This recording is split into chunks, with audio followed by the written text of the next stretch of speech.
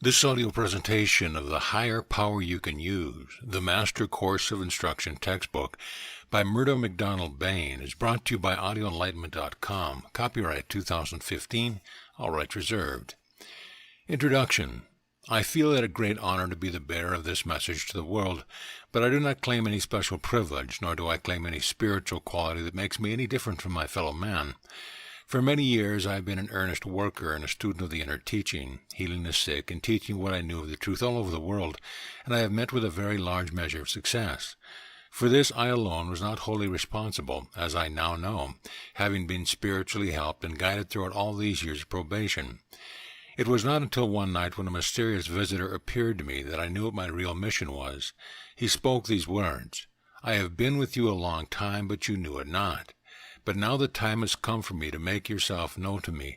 I will guide you to the Himalayas in Tibet, where you shall receive instructions for your real mission. Many are called, but few are chosen. Are you prepared to leave all and follow me?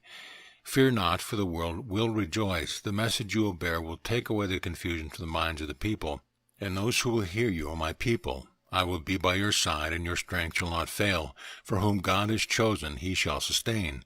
Then he took his departure as silently as he had come.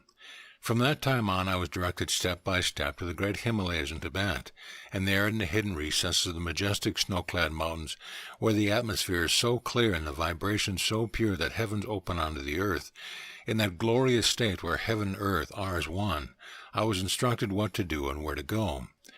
During my sojourn there I witnessed spiritual manifestations so wonderful that words utterly fail to describe them. Later I will present to the world in a book form details of these happenings, what I saw and heard, also my travels and experiences, with pictures of the way to the most inaccessible parts of the great Tibetan Himalayas. I shall also reveal the joys and ecstasy of meeting daily with masters whose love, sympathy, and simplicity is the secret of their mighty power. For love is God, and God is love. For he so loved the world that he sent his only begotten Son, that they who hearken unto him will find eternal immortality.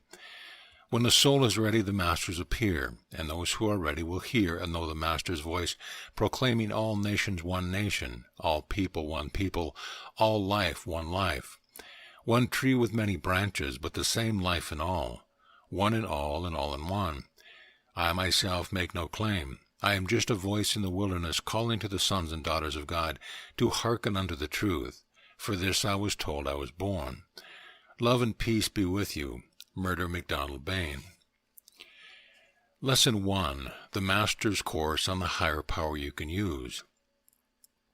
This course is written for the express purpose of leading you along the path of the Masters, freeing you from limitation and imitation in the world of form, creed, dogma, ideas, theories, concepts, etc., that limit and confuse the mind, thereby distorting the truth.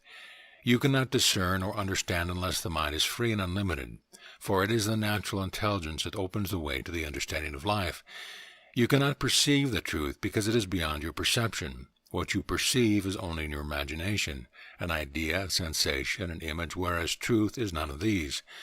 But through this super technique, as explained in this course, there comes a supreme understanding. Then there is no more rushing here and there. There is no anxiety in case you cannot find the way. There is no more striving to be something that you imagine you should be to ensure eternal life, and that all goes with it. No more trying to force your mind to comprehend something that it cannot comprehend because it is beyond mind. You cannot search out something that is ever present. That is like trying to find yourself beside yourself. It is like running after your own shadow. The inner teachings of the Master Christ will be revealed. I am the way, the truth, and the light. The power of the truth can only be established when we free our minds from all concepts and preconceived ideas. The truth will then set us free. And although we live in a world of phenomena and shadows, we are not bound by it. I am not of this world, the Master said. Ideas conceived in the divine mind come forth into expression and form may be transformed through a change of consciousness in regard to it. This is the law revealed by the Master. The I Am is the door through which the consciousness, intelligence, and substance of the great I Am, which is God, comes forth into expression, into form through the individual. This I Am, being in consciousness, intelligence, and substance, and has given form through consciousness. Consciousness is the Father, Intelligence is the mother, and the substance is the vehicle of expression. And the divine expression is the child, the three-in-one. Consciousness is the will which makes the mold, and life, intelligence, and substance fills the mold. Consciousness directs. Intelligence fulfills the direction in the substance, and form comes forth. The divine perfect image is expressed without effort. The Master said, "According to your faith, so be it unto you." This faith is in the consciousness, in the perfect divine image. Fully comprehend this, and you will know the Christ power. All things are possible to them that believe. You must grasp this fundamental principle. Then these lessons will give you the understanding and use of the Christ power, or the power of the Masters. You must separate yourself from all your external faculties, from your mind, from your body, because they are but instruments that you use. The consciousness must analyze everything external to itself. When you say "I am," realize that it is the real. The "I am" enables you to move, think, act, and you are using your instrument as a means of expression. The substance of the great I Am is the perfect substance out of which all things are made, brought forth by consciousness and intelligence in the substance. This perfect substance is the foundation of and supports all forms. In the consciousness, the divine idea exists. The intelligence completes the idea in detail, and the idea is expressed in the substance in all planes of manifestation, including the spiritual, mental, astral, and physical planes, each being but a modification of the one above it. Substance, having no power of its own, changes, fulfilling the expression of the intelligence directed by the consciousness. God is all there is: consciousness, intelligence, and substance. God is expressing himself through the particular center of consciousness that you are. Everything is given form by consciousness. Your consciousness is the consciousness of God. It is the realization of this that enables you to say, "I and the Father are one." Perfection is reality. Imperfection is not real. Reality always exists and always has existed. Please recognize this truth. Gaze upon it and bring it forth. As your divine consciousness brings forth form in substance, so is the intelligence within the substance. There is only one God, and God is not divisible. There is one basic substance, and that substance is indivisible. All things are created out of the perfect substance, therefore this substance underlies all things. I want you to grasp this truth. All is spirit. Out of him who is spirit all things have been made. Spirit in its essence is perfect. The substance out of which your bodies and everything has been created is perfect substance, with perfect intelligence. This intelligence acts automatically and has the power of expression. The consciousness is in this great intelligence and is the will which causes form to come forth. Consciousness, intelligence, substance are three-in-one, and out of the three-in-one all things are created. Life is the combined action of consciousness and intelligence and substance, and its motion is love. You may ask, how does all the imperfection come about? Well, this consciousness, this intelligence, this substance divine mind, is that out of which all things have been created. All things are mind. Everything you see, however large or small, has come from the one source. There is no other source it could come from. The basic substance in its essence is perfect, and is the only reality of substance. This is the secret, and the Masters grasp the truth in its entirety. They act from life. Their words are life, because they touch the life that creates everything. Form of itself has no power of its own, neither does it claim any power of its own. In the infinite consciousness of God is held the perfect image. Therefore the perfect image is always in existence. The I Am in you is the point through which you contact this divine consciousness, and this consciousness becomes, as it were, apparently, an individual consciousness to each and every one, but it is not a separate consciousness. When you think separation and have accepted it, then you have separated yourself mentally from the one great infinite consciousness, but it is a false conception. The great Master said, "I and the Father are one." He not only said it, he knew it. It was not a platitude. To him it was an actual reality. When you recognize this mighty truth, the realization of it gives you control and everything obeys you. The elements respond to your call and form according to the image held with this understanding. When this state of consciousness is held, the idea or image held in the consciousness is produced by the intelligence, and the work is done without effort. the intelligence always fulfilling the direction of the consciousness. We make a success of our life when we know this law and apply it with faith. We make a failure of our life when we do not know this law and let in fear and doubt, which cause a vacillating action of the intelligence, the mother. But when in divine meditation, with a faithful consciousness, this mother intelligence does the work perfectly and changes the whole nature automatically. Why is it possible for one person to do what another person cannot do?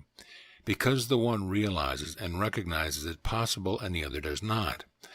When you realize that there is only one consciousness, one intelligence, one substance, God infinite, and that you are an expression of God infinite, you can say, I and the Father are one, in body, in mind, and spirit. But when you accept separation, you usurp the authority of the great I Am, God. When you usurp the authority, you begin thinking imperfectly, and by the same I Am within you, you bring forth that which is not perfect. How is it possible to bring forth that which is perfect? Allow God with His perfect intelligence to work through you. The simplicity of it is so great that it overwhelms us. Aspiration is the method you must use to begin with. Then you become filled with divine love, wisdom, and power, which act together in perfect harmony, and growth becomes as natural as that of the flowers. In cases of healing, different people require different methods. One requires mud, one requires water, and another only the spoken word according to their unfoldment. I have healed people without saying a single word to them. I have affirmed all is spirit. God is perfect. Therefore allow God who is perfect to be made manifest now. And the person has become perfectly well. The perfect expression of God within dispersed that which was false. The real always exists. The false is only a concept, an idea, while the truth is none of these. It is, and that which is perfect. Christ knew the secret of healing intensely. Also he knew that if two agree upon the same thing, so it is unto them that believe. That is why he asked, Do you believe? Yes, well, according to your belief, so shall it be unto you. Why? Because the consciousness, intelligence, and substance of God is perfect and is your foundation. When you recognize this truth, you dismiss everything else. All negative thoughts, all inferior and imperfect conditions are lies and have no existence in reality. God is immovable, unlimited, unchangeable. The I Am within you never changes. It is always the same. But the external form changes because it is relative. Yet the substance which is the basis of the form is a perfect substance. Relative things are not realities. Therefore, I want you to recognize that reality exists everywhere, and is the basis and the essence of everything. If the external form seems to you imperfect, the substance and basis of it all is perfect. You have heard of miracles, yet they are nothing more than the perfect action of a perfect law that exists eternally and is omnipresent, present everywhere, always. To realize that the perfect is enables it to manifest. Allow the God intelligence to manifest through your mind, through your body, through your affairs. That does not mean that you are not to do anything. It means that you begin to think and act with God until such a time as your thoughts and works become God's, until such a time as you do not utter a word that is not of God. Remain silent under all circumstances unless you can give divine counsel, is the ruling of the masters. By your own consciousness, by your spoken word, you have created form. And you speak words so lightly, you allow your imagination to run rampant. You create with your own conscious forms that are imperfect. Realize that there is a perfect consciousness within you and a perfect substance in use. It does not require to be made perfect. The perfect cannot be made more perfect. Then be ye perfect as your Father in heaven is perfect. What you gaze upon, you bring forth. When you realize your oneness with the Father, you are one with Him, unlimited and free, and there is no power external to yourself greater than the power within you. Spiritualize your mind and body with this supreme consciousness. Allow it to permeate your mind and body as it was with the Master Jesus. Many people wonder why His physical body disappeared. His body was raised to such a rate of vibration that when the consciousness holding it together left it, the atoms were not attracted by the vibrations of the earth, but were absorbed into a higher state. They did not belong to the earth because He raised them beyond the vibration of the earth. The same law applied to Moses and Elijah. The same law exists today. God the manifester and his manifestation are one, always have been and always will be. It is of this that you must be conscious. If you take a piece of earth substance up into the atmosphere and drop it, it will fall to the ground. It falls to the ground because here you have a small piece of matter that is vibrating at the same rate of vibration as the larger piece of matter which is attracting it. They fly together because of the law of attraction. The inherent attraction is the vibration in the material, and that attraction is in the ether. Vibration is energy, and it is this energy or vibration that attracts. According to the rate of vibration, so is the attraction. When you have raised the vibration of a piece of matter to the vibration of its atomic rate, it would pass into atmosphere because of this law of attraction. The invisible substance is the perfect substance out of which all is created.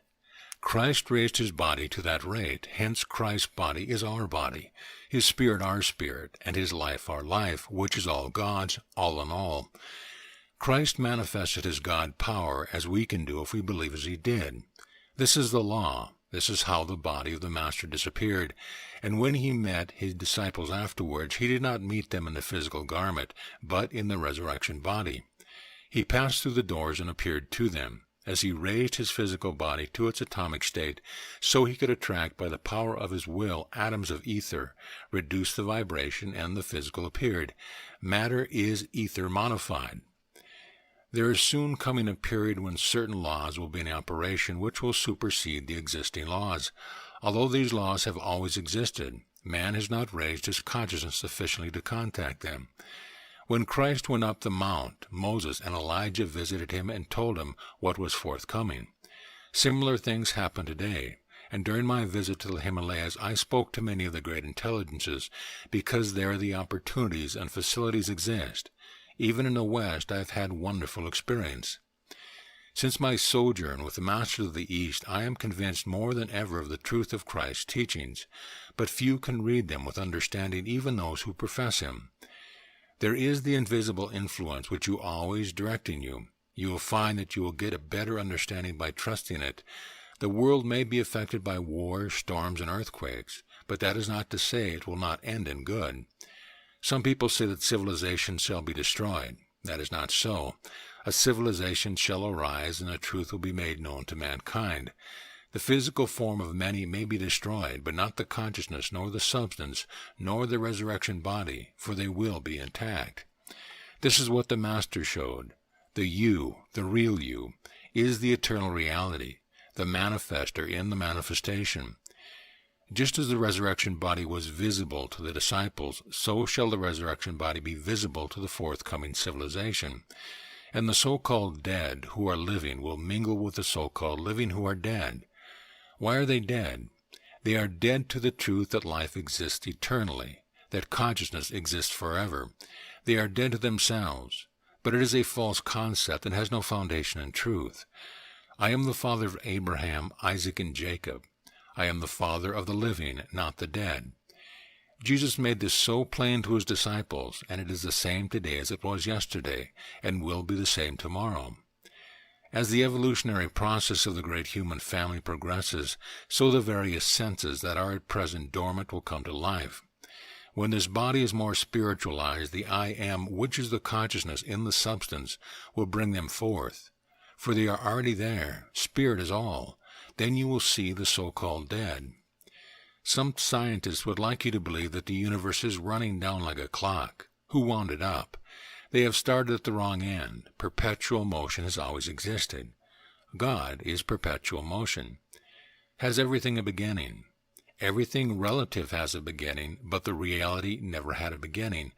A relative thing has a beginning and will have an ending, but how could God have a beginning? How could the infinite have a beginning? If the infinite had a beginning, there would have to be a greater infinite to have created it, and so back and back ad infinitum. Then God would be relative, and your existence in God would be relative. But your existence in God is not relative, it is eternal. Your existence on this plane is relative. All relative things are changeable phenomena. Divine consciousness is the only eternal reality. It is necessary, then, that we should realize and recognize it in this life. The human brain cannot comprehend the immensity of the infinite and never will, because if the human brain could comprehend the infinite would become human and therefore would be relative. The truth that you can perceive is only in your imagination, an idea, a sensation, whereas truth is none of these things. It is useless trying to force your mind to comprehend something that is beyond it. Life is. It does not have to be. It is. You are it, yet you cannot comprehend it with your mind, but only know that you are. Live in faith, believing, knowing. Let wisdom and love guide you. Listen deeper in your soul and wait, not anxiously but with faith. You have the power of reason, but your reasoning power is unable to grasp the whole truth. Yet the truth does not run contrary to your reason, but goes beyond it. All great men and women recognize this fact. They see things beyond their reason. Wherever you limit truth, you limit yourself. Great men and women see no limit. These things do not go contrary to your reason. Then do not limit them by your reason. Trying to find your real self outside yourself is like trying to catch your own shadow. Be still, know your real self to be yourself, and you will find that self. You cannot define reality. There is nothing in or out of mind to compare it with. It is beyond all things seen or heard. Let your self-consciousness be expansive. Be aware of it as the whole, and the I loses itself. The I no longer arises. Then the true intelligence transforms in nature, and a spiritual world is seen before the eyes. The king and his kingdom become one. Doubt and fear disappear. The nature is transformed without effort. Yet there must be continued effort to be expansive. Freed from limitation and illusion, a constant awareness must be held lest limitation enter in. When this complete living is established, you will move with faith. Love, wisdom, and power are expressed as one, and are as natural as the breath of life. You are King Life, free. How glorious is the freedom of life, truth. Most people try to comprehend the truth with a background of ideas caught up from Christianity with its changing interpretation. When one theory is worn out, a new one is created. One time it is hell and brimstone and the devil, and later this is modified and then cast aside altogether, and something else takes its place, and so on. From one thing to another, or the background is Hinduism or Buddhism with their many gods and demigods and incantations, or Theosophy where the intellect is filled with so many ideas that the mind becomes confused. In trying to comprehend the truth with this background, the reaction generally creates a conflict in the mind because of preconceived ideas. People try to make truth conform to these ideas, and they judge everything on what they already believe to be true. These beliefs are only ideas, images in the mind, and must remain as such. But truth is none of these. It is beyond mind, greater than all creation, yet you are one with it. The majority pattern their lives after what they have heard, read, or believed and say, well, this is the truth. Others do the same and say, no, this is the truth. Now, where can there be truth when there is a confusion of thought? The whole thing is wrapped up in ideas and theories, and none of them is the truth. Truth is life. Are you trying to find it in some system, philosophy, or creed? If so, your conception of truth is but a continual movement from one illusion to another illusion in the world of form and phenomena. Even a sinner and a saint are but illusions, the one only higher than the other in the world of illusion. Your craving leads you from one illusion to another. You want to be something that will ensure your place in the eternal, so the craving leads you from one teacher to another teacher, or from one system to another system, and what you find is only form and phenomena, or the action of life, not life itself. This goes on, and at each stage a pause is made. There is a feeling of satisfaction. You think you have found the truth, but only for a moment does this state exist. Shortly the hunt begins again with a renewed effort along the path of illusion. Again I say, if you try to find the truth in the world of form and phenomena, you will fail. Know that you are the truth. It is freedom from all illusion you are really seeking. Know the world of illusion for what it is. Do not be deceived by it, thinking it is reality itself. It is but the form expressed in substance. When Jesus was teaching his disciples of the Father, Philip asked, Master, show us the Father. The Master replied, Philip, have I been with you so long, while and you have not known what I say to you? When you have seen me, you have seen the Father. I and the Father are one, meaning the life and expression and form, not the form itself. The cause being not seen is not recognized, yet it is the reality. On another occasion he said, "What is it that you have come out to see? A man?" Meaning, can you not see behind the form and there find reality? The outer man is nothing. It is the power behind him that is real. I of myself am nothing. It is the Spirit of the Father within me that doeth the work. O my beloved one, know the life to be yourself. And this is the ecstasy of the eternal immortality. This everlasting reality can only be understood in the fullness of the present, not in some distant future which is but a passing fantasy. Reality cannot be imagined or fancied. That which can be explained is not truth. The joy and freedom of truth is spontaneous. It comes naturally, without effort, without introspection. It is the ever-new joy, being perfect joy itself. It is sweet and silent in the completeness of your daily living. Living, acting spontaneously, is as natural as the breath of life. To understand this completeness, there must be non-attachment to ideas, beliefs, the past or future, for when you pattern your life on these, there is fear and conflict, which destroy true understanding, and you are held within the walls of a prison you yourself create. In the world of illusion, which includes creeds, dogmas, etc., you become irresponsible. On the one hand, you give up yourself to authority.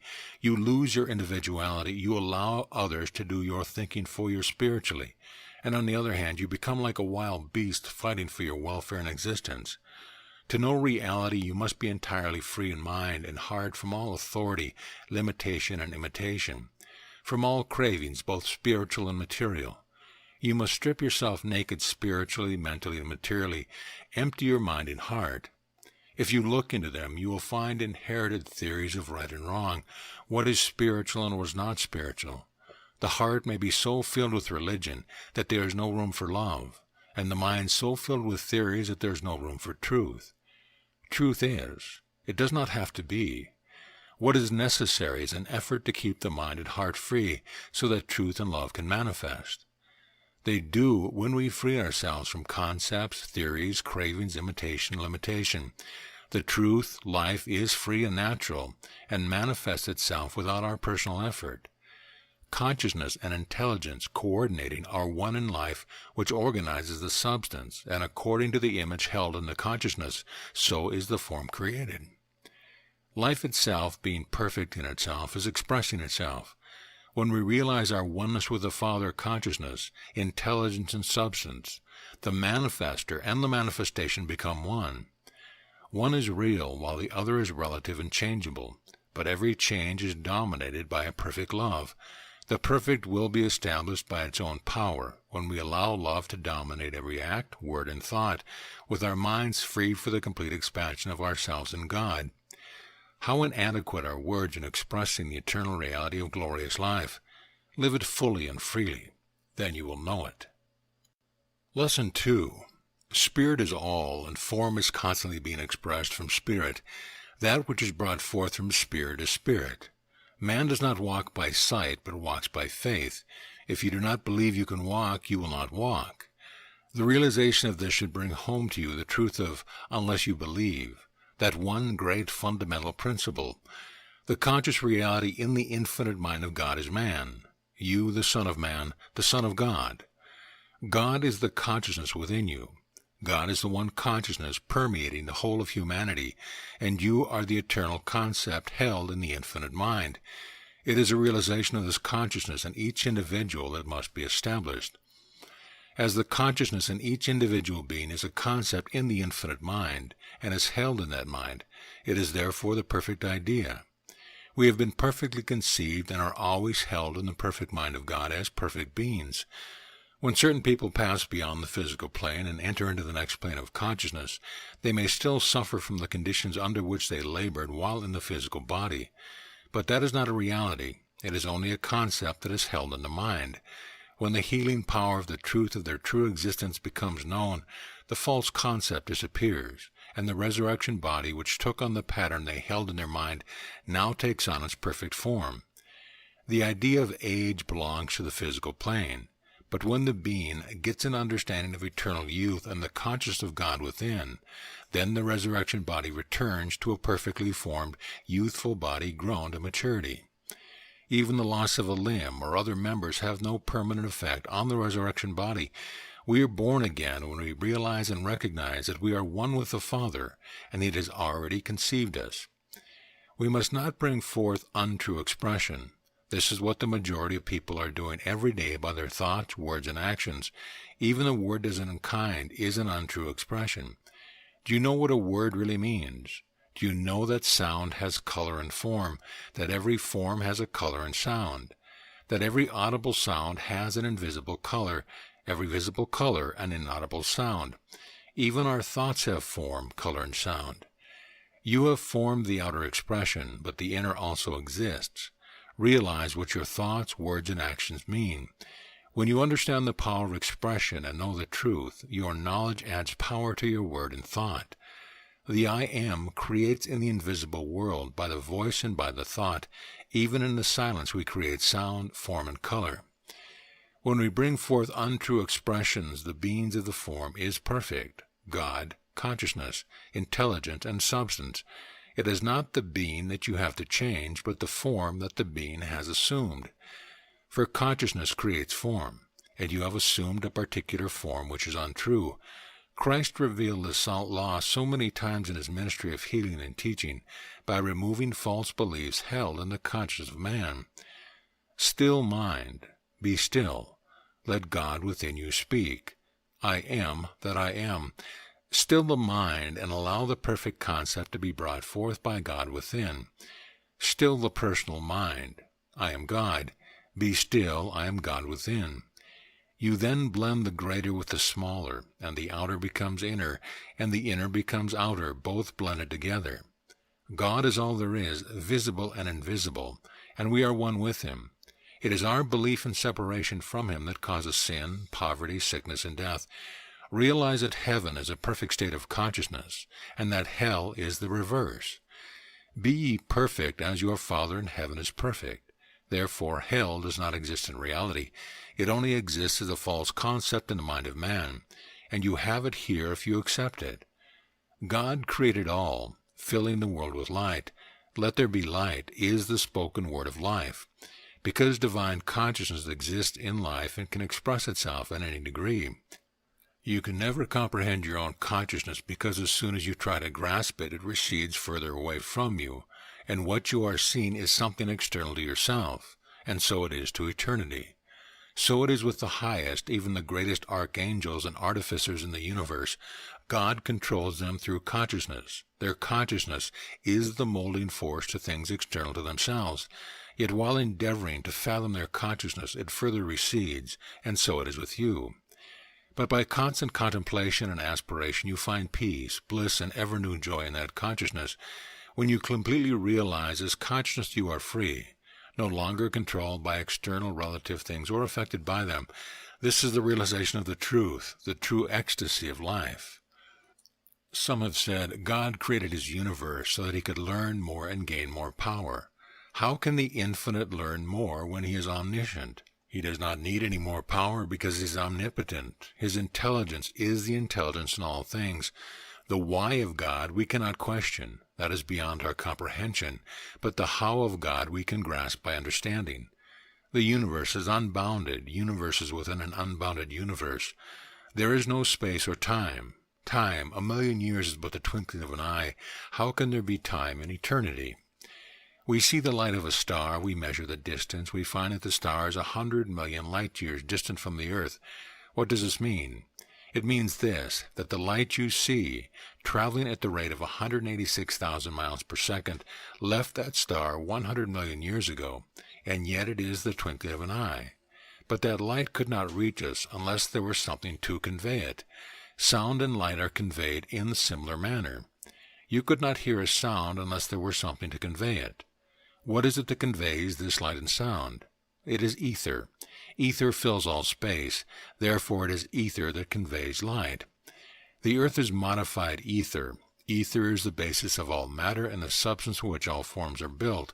So in this apparent space distance, 100 million light years, we have the same substance that conveys light, and is the basis of all matter as we know it.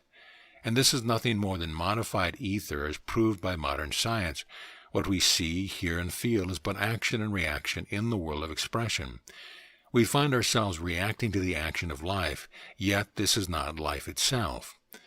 Therefore, in reality, there is no space or separation. If there were space between us and that star, and in that space no ether, nothing, then the light would not reach us. Realize that nothing exists nowhere, and everything exists everywhere. Therefore, nothing does not exist in reality. It is only a mental concept.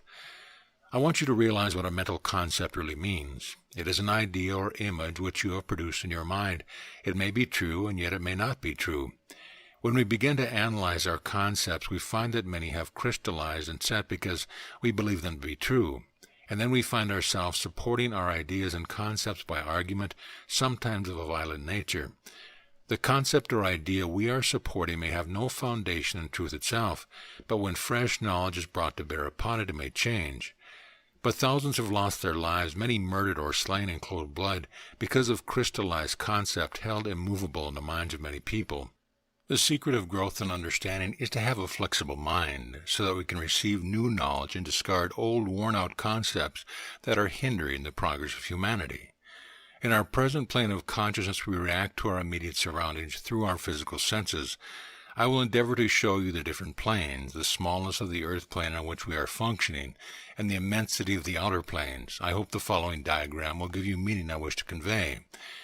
The greater planes interpenetrate the smaller and support them while they extend beyond them. Sun that shines on the earth plane and earth plane which we are conscious of. The higher planes interpenetrate the lower, yet extend further beyond, so you can see the plane known as earth plane is the smallest and vibrates at the lowest rate, although made out of the same substance. You have within you the elements of all planes, and as each state of consciousness is entered, you get a greater understanding of the universe. It is possible to go even beyond this planet as our consciousness expands. Consciousness always recedes, yet we become personally conscious of more of the wonderful universe of God, which becomes external to our consciousness as we progress. This will explain how even the greatest find that consciousness always recedes while they gain more and more love, wisdom, and power through understanding. Again I say, blessed is he who hath neither seen nor heard, yet knoweth himself to be the truth. We migrate from the earth plane to the greater earth or ethereal plane, from the lower to the higher. These are perhaps all invisible to you at present. The sun that you see is that portion of it that vibrates to the earth plane. You are conscious on this plane. The other planes are not visible to you yet. The light that exists upon this earth does not exist upon the higher planes. There is a greater sun, a much more powerful sun with a greater radiance, which extends beyond our sun. It tells you in the Bible that the sun does not shine by day, nor the moon by night, but a sun that always shines. These vibrations are too high for you to see on the physical plane. Light vibrations of the physical plane are from 450 trillion to 750 trillion vibrations per second, or 34 to 64 waves to the inch. Beyond these, there exist vibrations in eternity which are invisible to us. I want you to keep in mind the perfect substance out of which all things have been created, and which exists everywhere. For in its physical consciousness is the smallest part of all. The material plane is the minutest plane. Yet all other planes interpenetrate it and extend beyond it. If I gather around me some primitive savages and endeavor to explain to them about wireless and telegraphy, they would not understand me, because they have no knowledge of these modern conveniences. If I endeavor to explain existence on the other planes of consciousness to those who do not understand, a similar state would exist. If you could visit those planes consciously, you would comprehend the truth, that there is only one substance, and in these planes similar conditions exist, yet greater, becoming more perfect as your consciousness unfolds. No matter what substance you see or feel, it has a perfect basis, and out of this one substance all has been made. As your consciousness expands to the higher planes, you know more, you understand more. You see this particular plane of material substance, which is the grossest and lowest manifestation of the consciousness, as a shadow. You can penetrate it. It is like a cloud of mist. It is no longer real to you now. Your consciousness penetrates all the planes, but you are unaware of it. Yet it is possible to become conscious of it. This is the progress of mankind. This is the difference between real knowing and intellectual knowing. Let the divine impersonal consciousness permeate your personal consciousness and limitations disappear. Love and peace be with you. Lesson 3. Now we come to the particular planes of consciousness. We see how the consciousness recedes, and at the same time it recedes, it expands, yet it is the same always. What we are aware of is the action and reaction of life in all its expressions. This must be kept in mind when studying this lesson. Where does the consciousness come from? Your consciousness comes from God. Life organizes the substance from which all things are created, and God's consciousness is the ruling factor. The will which creates the mold in which all forms are held. Therefore, you are held in His mind, and His consciousness is in you. You are held in a divine mind, the perfect substance and intelligence, in which is the highest of all planes of consciousness.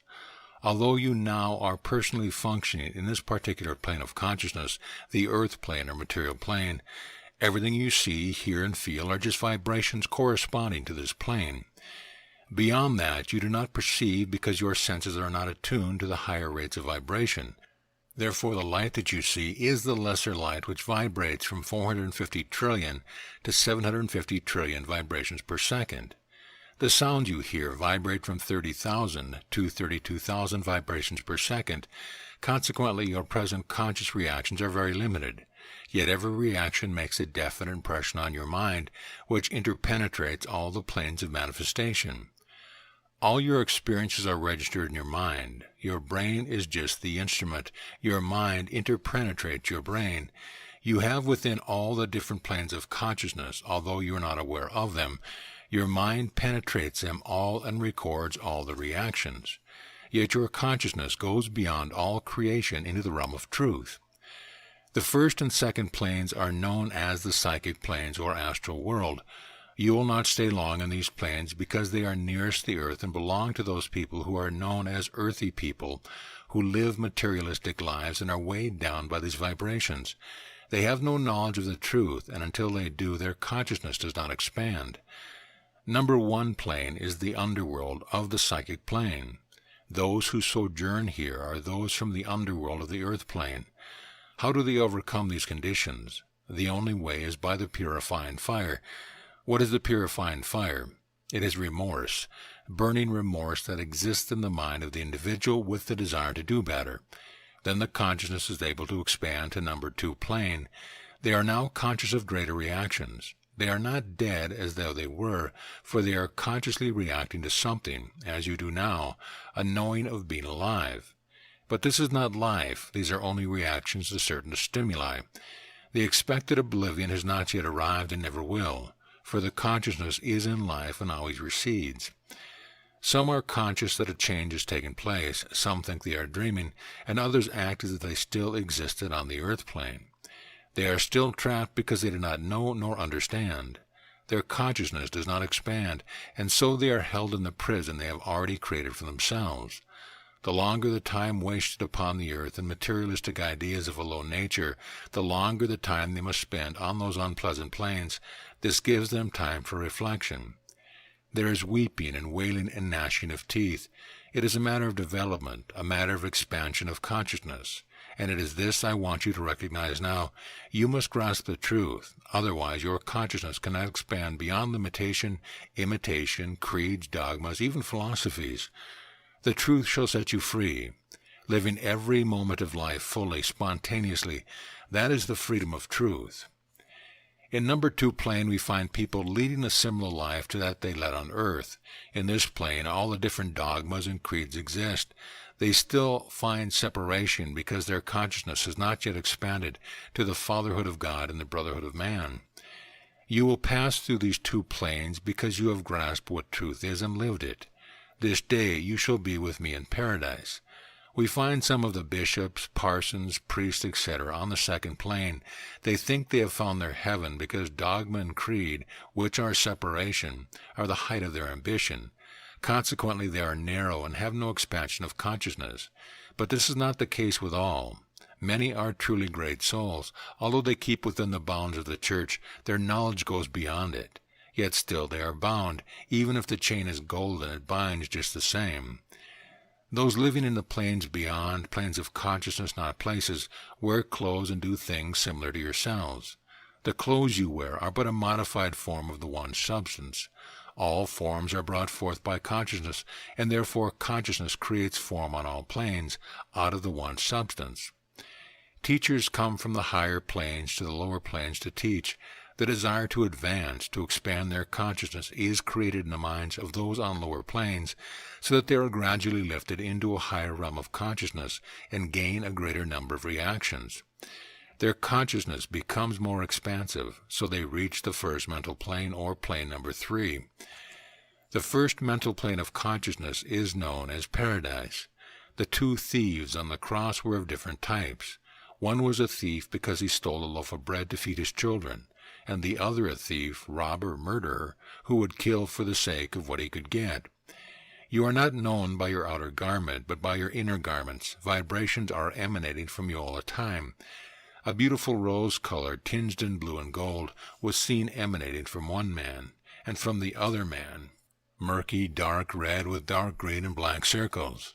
One rose to paradise because he vibrated the color of paradise, while the other would remain in Hades until such a time as he purified himself. Therefore the Master knew when he said, "You will be in paradise with me this very day." There are many today who have suffered for breaking the laws made by man and his organization to maintain their selfish interest intact, and yet they are glorified in the sight of God. It is in this plane of consciousness where you glimpse that one is all and all is one. There are no denomination, creeds, nor dogmas there. It is the beginning of the understanding of the one fatherhood and the one brotherhood. You find all the different nationalities living as brothers, and colors no bar. They know and understand that there is but one life, one God, one Father, and all are His children. It is a matter of consciousness that counts now, not a matter of skin or clothes or social standing. All this must be left behind. You must cast these things aside as you would a worn-out suit of clothes. It is expansion of consciousness that is now desired. A larger number of conscious reactions are obtained as the expansion of consciousness becomes greater. You now begin to learn to use your true God power. There are schools and colleges in these higher planes of consciousness greater than our schools and colleges. You wonder at this. Have you not the same substance to use as they have? Just the same substance, only different in degree. Whatever comes from spirit is spirit. Whether in a modified form or of a higher vibration, the only difference is in the vibration. This earth plane would be the most wonderful place to live if all truly accepted the one basic reality of the fatherhood of God and the brotherhood of man, and understood that there is no separation, that one cannot live unto oneself, and that each and every one is responsible to the other. And those who have passed beyond this plane of consciousness could mingle with you, and you could see them and talk to them. Then you would realize that death has no sting, but is the entrance to a greater life. This would be heaven upon earth, and it will eventually be. It is the ideal state for man on this plane. The psychic world would disappear, and our migration would be to the first mental plane. How is it possible to bring this about? Our consciousness must be raised so that the senses which have at present shall be superseded by our higher senses. These we have already, but not realizing nor recognizing them, we do not use them. The laws of life which exist to us at present will be superseded by similar yet higher laws. In the fourth plane you begin to realize and recognize more of the truth. You begin to use the power of God within you, and you become a joyful worker in God's universe, knowing that separation is not a reality, but only a mental concept in man's mind, and has no foundation in truth. Truth is perfection, because perfection is the foundation of God's universe, and is the natural state of mankind. The fifth plane is a further extension into a greater state of consciousness. All the reactions you had in the previous planes are still existent in your mind, because your mind interpenetrates all these planes. You are still experiencing through your senses similar senses to the old, but greatly superseding them. The expansion of your consciousness is now greater, and your emotions become less modified, greater. You do not become emotional in the physical sense, but your soul rejoices as the glorious of God is revealed to you. God has glorified you by His consciousness, His knowledge, His wisdom and love, and this is your emotion, the wonder and the grandeur of expansion in Him. It is a similar universe, but magnificently greater and more perfect. Most people have no comprehension of this beautiful and most glorious experience. Could I describe them to you? No, they are indescribable. If the streets were paved with gold, and all the buildings were jeweled, and every window shone like a star, and every person an angel, yes, it is even more glorious than that. The temples on the fifth plane are temples of meditation, and as you meditate there appears a great glory from a higher state of consciousness. A light surrounds you, and in that light a higher form of consciousness of peace, harmony, love appears, and you are able to get expression through it. You are seeing an expansion of yourself through a greater and lovelier one. You now seem to think and act as one. After your meditation is over, the higher one disappears, but has left you with a better understanding of the higher consciousness, and your one endeavor is to reach it and tell the glory to others, and this is the glory of God that is within you.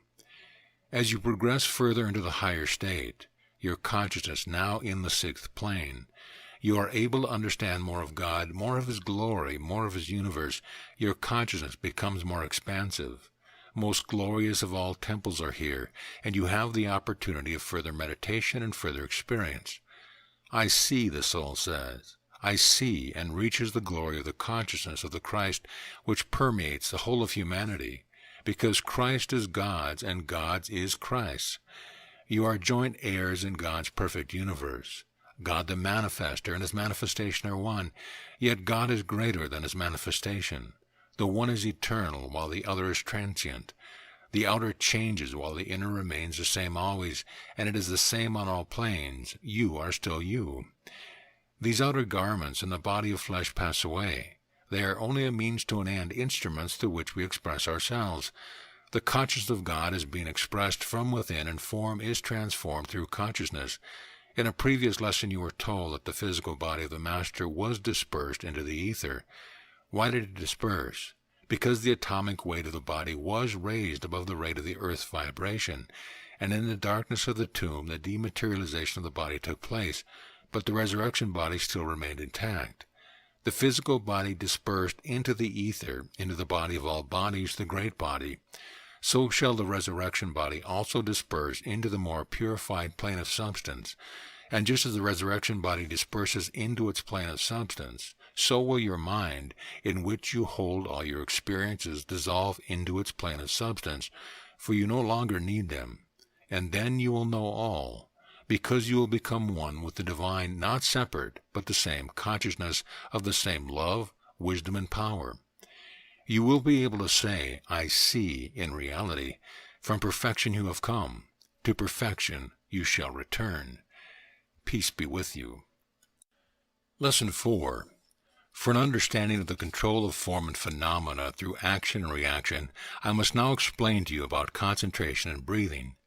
Perfect concentration and attention gives you control of all action and reaction, and one way of obtaining this is by breathing through certain centers in your spine, which should be developed in the proper order. These centers represent the various planets, or rather the various vibrations that emanate from the planets. To be perfectly developed, harmony must be established, and no one center should be developed more than the other. Every planetary vibration is represented in your being, and has a definite expression through you. Every planetary vibration is harmonious. It is only when you allow inharmony to exist that you deflect the harmonious vibration. Out of the Logos, the complete sun forming the 7 sun planes, comes forth all the elements and vibrations expressed through the different planets, and you are affected by them through the centers in your spine. The different vibrations act on the interpenetrating bodies, where they have their root vibration, and permeate each of these bodies, which interpenetrate and support the physical one.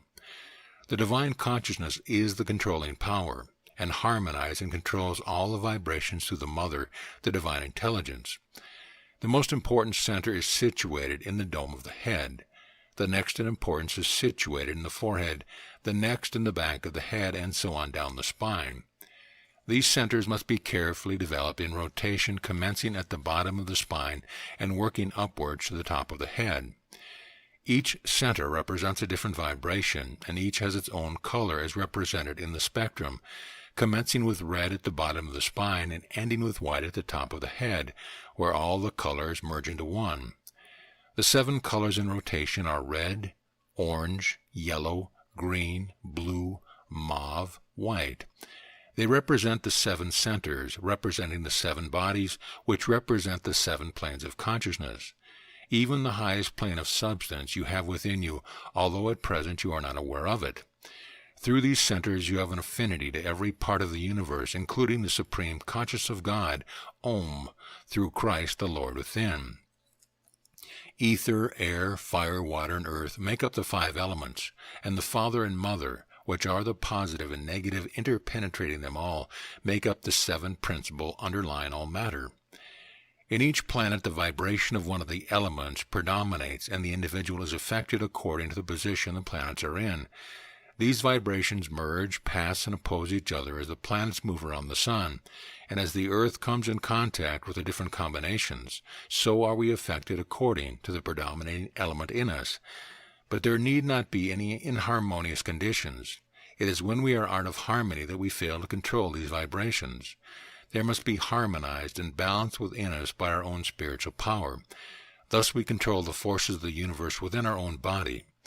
Don't you see that harmonizing these vibrations within yourself gives you control of the elements? All vibrations are held in the one spirit substance. All vibrations have colors, and just as elements can be held in one solution, so all colors are held in the one color, white. In the atmosphere, all colors exist. Things vibrating at different rates reflect their corresponding colors. One of the elements predominates in each of the different planets and reflects its color through it, and each center in the spine attracts the element corresponding to it in vibration and color. In commencing the development of these centers, you must start with the lowest at the bottom of the spine, number 1, red. The next is number 2, orange, in the small of the back, opposite the navel. Number 3, yellow, in the solar plexus, where there are 2 masses of nerve plexi in each side of the spine, is situated about the middle of the back. The next center, number 4, green, is between the shoulders, in line with the heart, and the next, number 5, blue, is behind the throat, the base of the skull. Number 6, mauve, is in the forehead between the eyes, and number 7, white, is at the dome of the head, where all must be raised and controlled by the consciousness. This center links with the universal consciousness above the dome of the head. It is most necessary to develop the centers in this order, for when once you commence to raise the vibration of each center, you must send it up the spine to the next center. These exercises also develop your power of concentration. The best time to develop these centers is at sunrise, sunset, midday, and midnight. At sunrise, commence with the left nostril. At sunset, commence with the right nostril. Midday and midnight, either nostril. As the sun rises, it spreads the positive rays over the earth. This is the positive period of the day, and it is neutralized by noon. By breathing first through the left nostril, any inharmonious positive vibrations are eliminated, because if any positive electronic disturbances is set up by the positive rays of the sun, it is neutralized by the negative, the Ida, in the left nostril. At sunset, when the negative rays represented by the moon are spread over the earth, any disturbances in the negative electronic vibration is neutralized by the positive, the Pingala, in the right nostril. The negative rays are neutralized by midnight, and at sunrise the positive rays are completely in action again. These exercises must be preceded by breath that clean the nervous system, and before commencing you should communicate with me if you have not been instructed in the classes. The cleansing breath is done by inhaling and exhaling alternately through each nostril very slowly, with little or no pause between each breath. The developing breathing exercises are done as follows. Breathe in through the left nostril, counting 4 heartbeats, and at the same time follow down the left side of the spine to the lowest center. Concentrate on this center while holding the breath, counting 16 heartbeats. Then exhale through the right nostril, counting 8, concentrating on the center. Inhale through the right nostril, counting 4, the same time following down the right side of the spine. Concentrate again on the same center, holding the breath for 16 heartbeats. Now the positive and negative forces are balanced in this center. Exhale through the left nostril, counting 8, concentrating on sending this balanced force up the center of the spine to the next center. This is called a complete breath. This method enables the balance force to proceed upwards.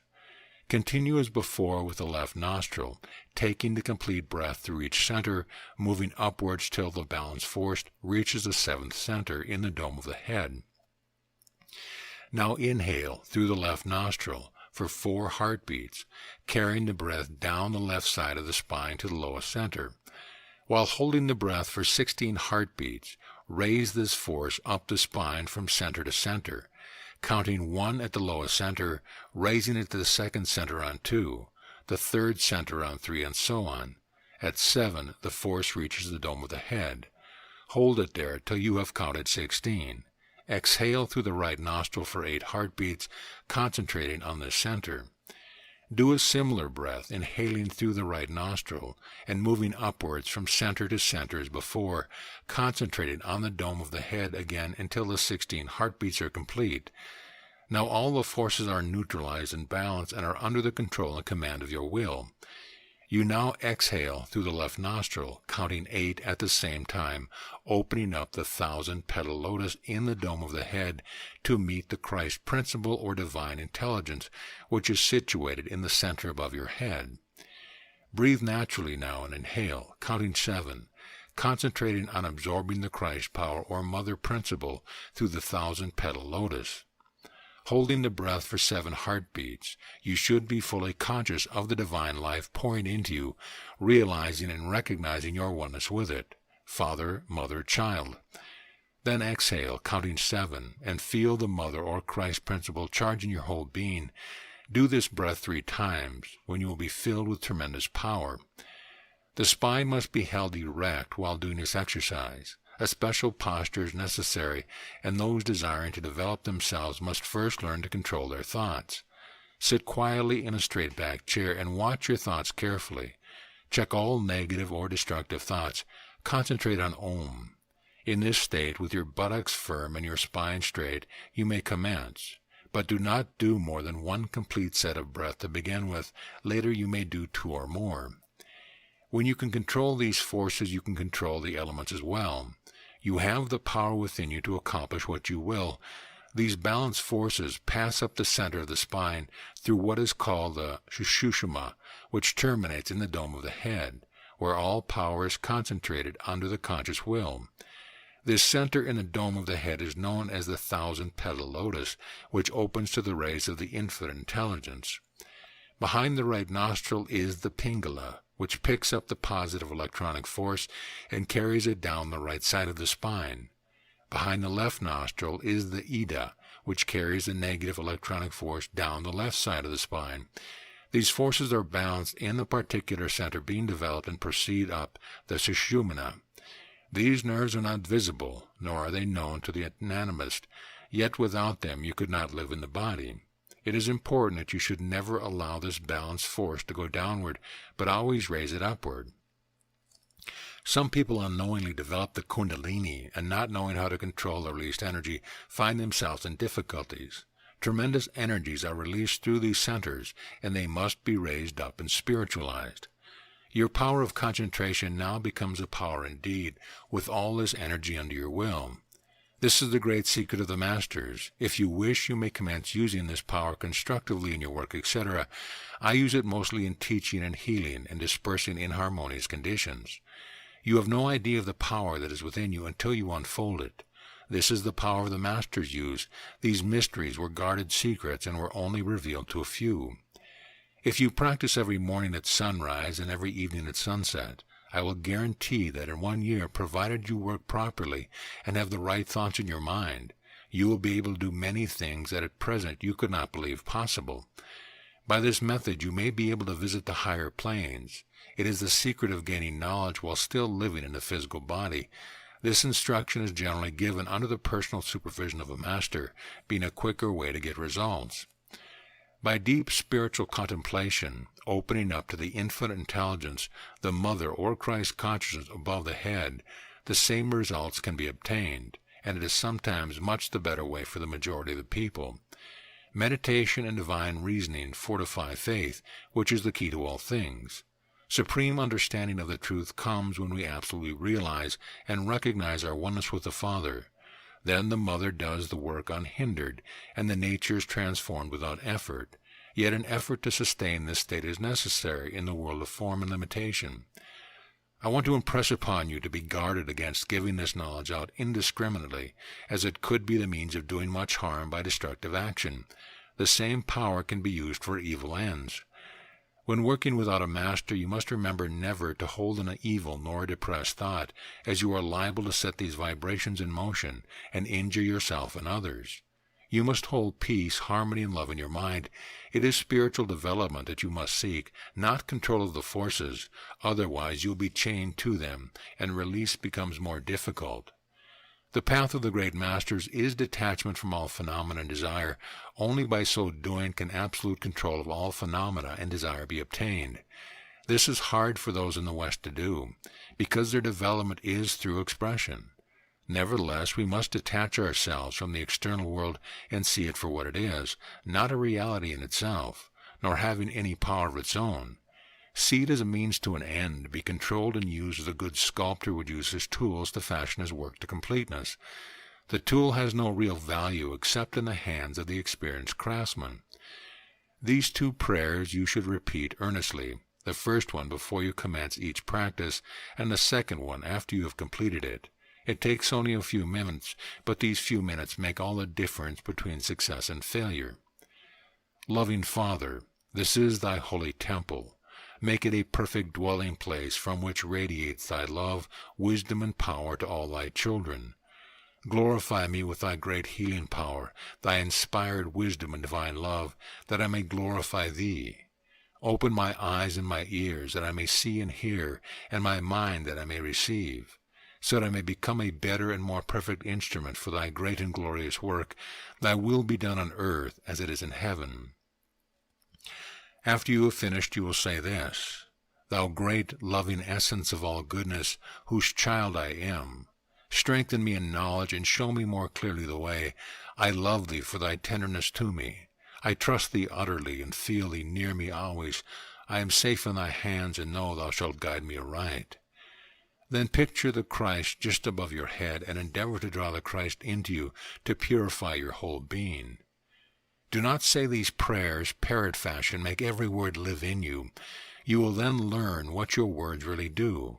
You must learn not to express a word lightly, because whenever you express a word, you express a form. You must not misuse your power, for the reaction will be greater than before you gain this power and understanding. What you hold fast in this plane is also held in the plane above. If you progress diligently, it will not be long before real expansion of consciousness begins. It will no longer be an intellectual understanding, but a knowing in reality. Remember, it is spiritual development and release from the world of phenomena that you are seeking, not the control of the forces.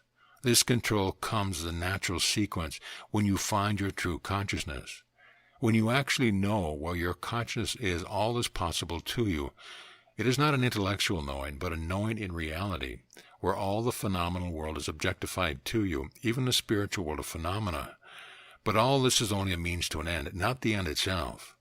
To know that you are now God made manifest, to believe with a faith that cannot be moved by doubt, anxiety, or circumstance, and to act in accordance with your belief is to live abundantly, because faith without works is dead, and work without faith has no life. When this faith is firmly established deep in your soul, then the light that lighteth the soul, yea, even the world, will shine in you. A peace shall come, a knowing that all is well. God is omnipotence, omniscience, omnipresence, and love is the only emotion. God is love, and moves by love alone. I and the Father are one, the Master said. You also must proclaim it. Peace be with you. Lesson 5. The universe moves rhythmically under the direction of the infinite intelligence. We see the law in action, and when we act with the law, we become the law and are not affected by it. I and the Father are one. The elements respond, and the word becomes form. The following diagram shows the elements and what they represent. The 5 elements: Akashla, ether. The color white and violet represents space, and represented by hearing. Vayu, air, color blue and green, represents locomotion, represented by touch. Tajas, fire. Color, red and orange, represents expansion, represented by sight. Apis, water. Color, white and green, represents contraction, represented by taste. Pravritti, earth. Yellow, represents cohesion, represented by smell. The blue sky, you will note, is the color of the element vayu, air, and it is the color of this element that you see. All elements exist in everything, but in every different thing a different element predominates, and the various combinations produce the many shades and colors in the different substance. These symbols represent certain qualities and quantities. Einstein, with his mathematical universe, is only repeating in a different way what the ancients knew and understood through their symbol and numbers. You can now understand how everything you see and touch is temporary, disappears, and changes into something else. Not only do these elements exist in the sun, but also in the various planets given birth by the sun. Everything has a positive and a negative aspect. No matter how small the division of substance, you cannot separate the positive and the negative. The atom and the electron have a positive and negative aspect, and their interaction gives motion and manifestation. The positive and the negative represent the Father, Mother, God in all things, and with them all things are created. Ether is the bowl in which the elements mingle together to form their different combinations. Let us now look at the planets from the point of view of vibration. Take Mars, for instance. Mars has all the elements, but the element of expansion, tajas or fire, predominates. Mars sets up this vibration among the other elements when it is in a certain position at a certain time. It is this vibration of expansion in the etheric structure of matter that causes earthquakes and the different expansion troubles. These vibrations expand the ether, and when the element tajas, expansion, Mars, is in conjunction, opposes or squares the element of Prithvi, cohesion, Saturn, it is easily understood what happens. Vayu, air, locomotion, is represented by Mercury, whose symbol is wings, the most ancient symbol of motion. It is our fastest moving planet, being nearest the sun.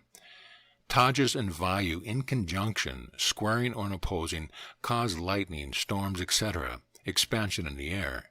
Elements forming a sextile, semi-square, and trine also have their effect in different ways.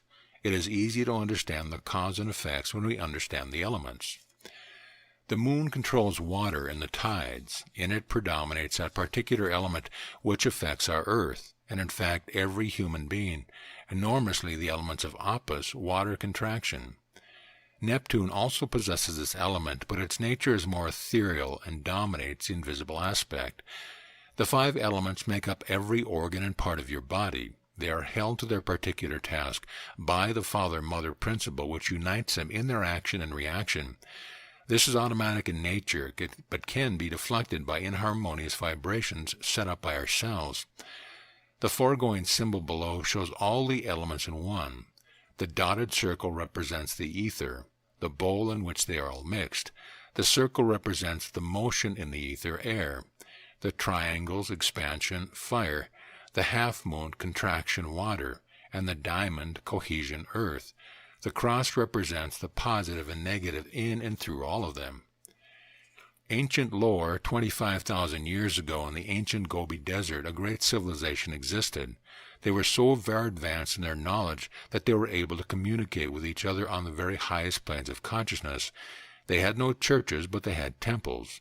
These temples were not places of worship, but temples of wisdom, where counsel were taken and where communication with the highest intelligence were obtained.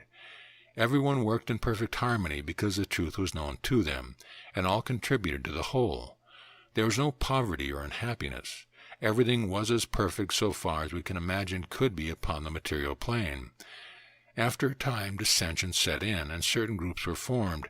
Thus began separation and inharmony. This separation was the beginning of the downfall of that civilization, and gradually, as they separated into groups, kings and armies flourished, until discord extended right through the whole people. It is said that they were in advance of our civilization in knowledge by at least 200 years. They had methods of driving machinery and methods of lighting that are not yet known to us today.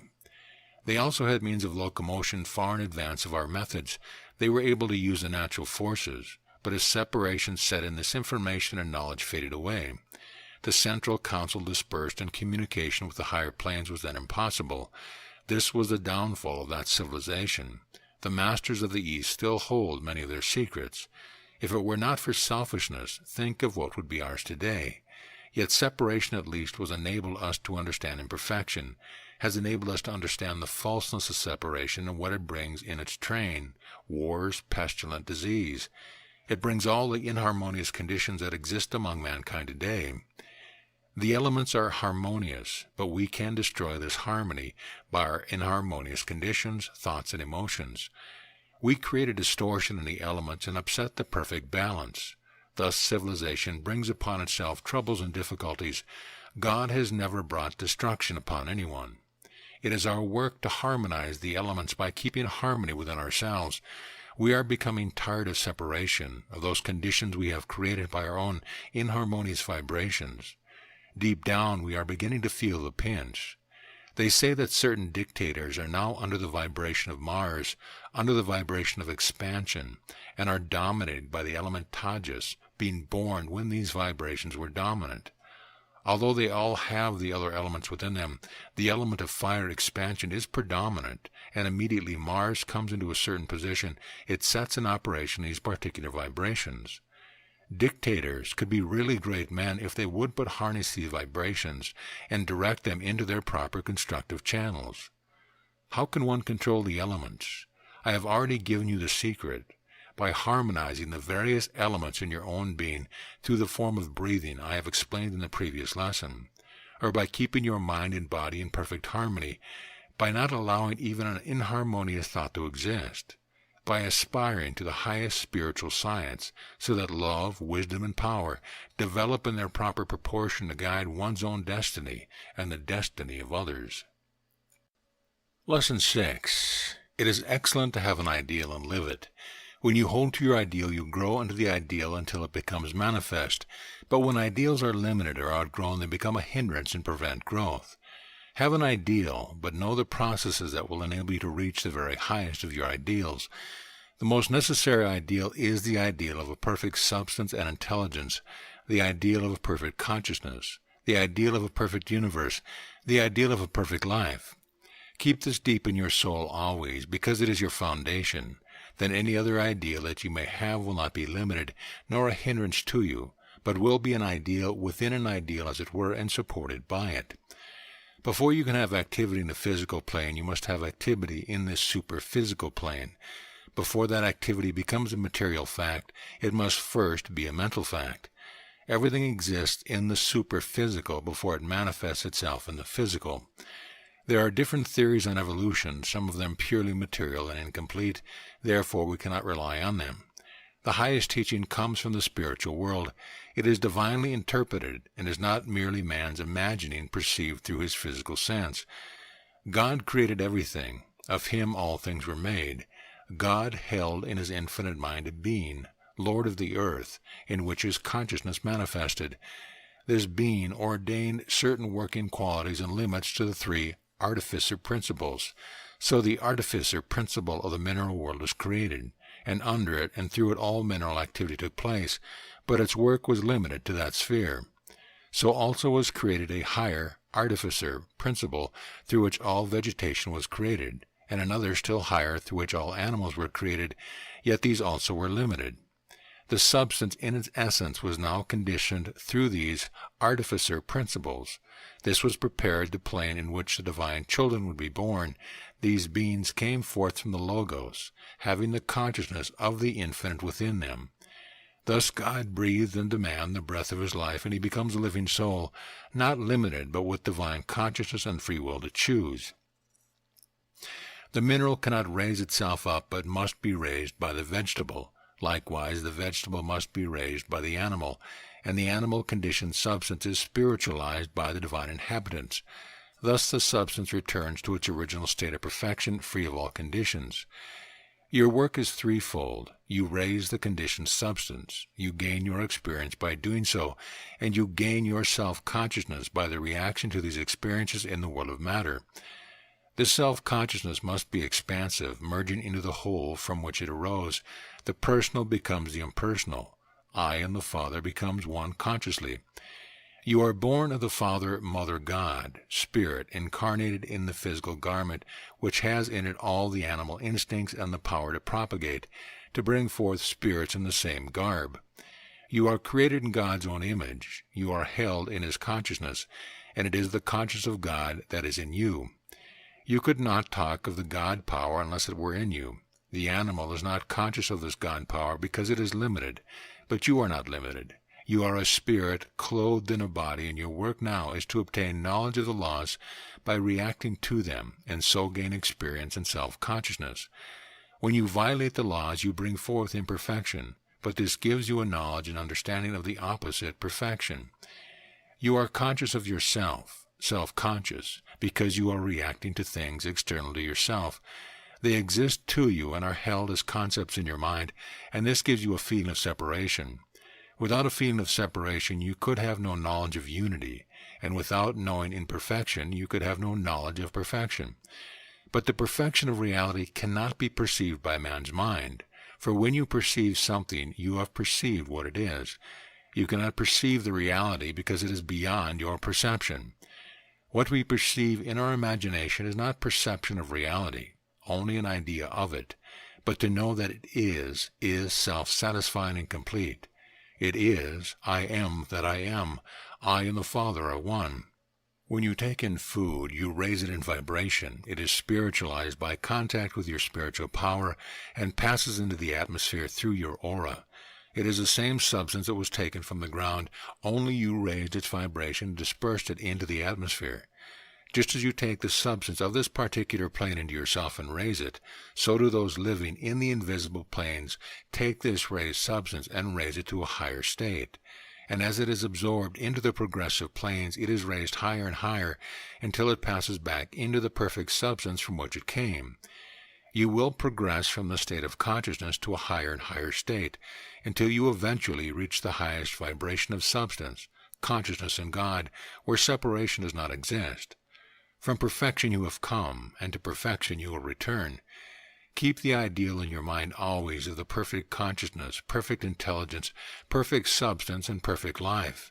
And although you may be in material condition at this present time, you will understand the process that will enable you to cooperate with God, working in His vineyard of human souls, pruning and guiding the branches, so that the eternal life in the vine shall bring forth the perfect fruit. For in Him we live, move, and have our being. Peace be with you. Lesson 7. The power to heal can only be obtained by learning to trace things from their source. Supremacy over disease is obtained by the degree of understanding that it does not come from God. God created all out of the one perfect substance, and we are the perfect consciousness of God within that perfect substance. Therefore, we have power to eliminate all that is imperfect. The substance out of which your body has been created is a perfect substance. Everything you see, all substance you are aware of, is only the same substance in a modified form, just another aspect of the same thing. So therefore everything has a perfect foundation, and perfection is your natural state. And because it is your natural state, it is the only reality. This is one of the main facts to remember in healing. All inharmony and imperfection must pass away, but harmony and perfection, which are the basis of everything, can never pass away because they are real and have their foundation in the perfect substance out of which all things are made. If you place yourself in a state of harmony by realizing your oneness with God, healing is the natural sequence. When you are in a state of inharmony, you deflect the harmonious vibrations, and the result, of course, you are aware of. These vibrations are received internally and are expressed externally through the outer garment. When the perfect image of God created is held in your consciousness, the form changes accordingly. The superphysical structure is always affected before the physical structure. The change begins within and moves outwardly. And when all inharmony and limitations are eliminated from the consciousness, the perfect manifests without effort and is your normal state. Your mind and brain interpenetrate one another and act together, and they have the quality of receiving and recording any object that the eye conveys to them. Are you going to accept everything you see as reality, or are you going to look upon it as something temporary, as a false concept that has no existence in reality? If you accept a thing as a reality, then it will be registered in your mind as such because you believe it to be so. But if you, while you see it, deny the fact that it is a reality, you immediately have the opportunity of realizing the perfect state, which is often the opposite of what you see. When you have received a picture and fixed it, as you do with a film, the picture is again projected. The vibrations of what you have fixed in your mind continue to express themselves outwardly.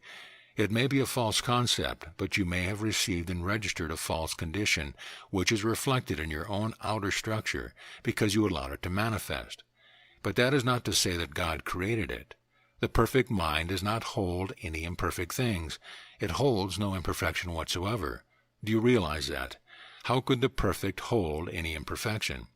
If the perfect realized any imperfection, it would be imperfect. Your mind and brain have the capacity of reproducing the vibrations received and projecting them out again, and you see the picture the eye has conveyed. You have received it. You are now expressing it through the inner vision. The picture is in your mind. You are reproducing the same picture through your mind and brain, and according to the intensity of the emotion attached to it, so does it manifest. If you hold off the unreal, the real reproduces itself by its own God-given power. The divine intelligence manifests the perfect image. It is so important in this life that you do not accept anything that you see as an actual reality. Although the outer body may be affected through inharmonious vibrations in the atomic structure, there is no definite or permanent effect upon the resurrection body. If you realize the divine, perfect image within strongly enough, you will manifest it on all planes. Most people are always visualizing the imperfect things and expressing them through their inner vision. What else can they expect but that their outer form be affected by these expressions and imaginings? Don't you know that matter is modified ether, and that ether responds and forms according to the image in your mind? Realize the truth and the false will disappear. We must recognize the subtleness of the power within us.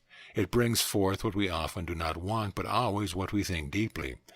Our safety lies in holding ourselves up to the divine light.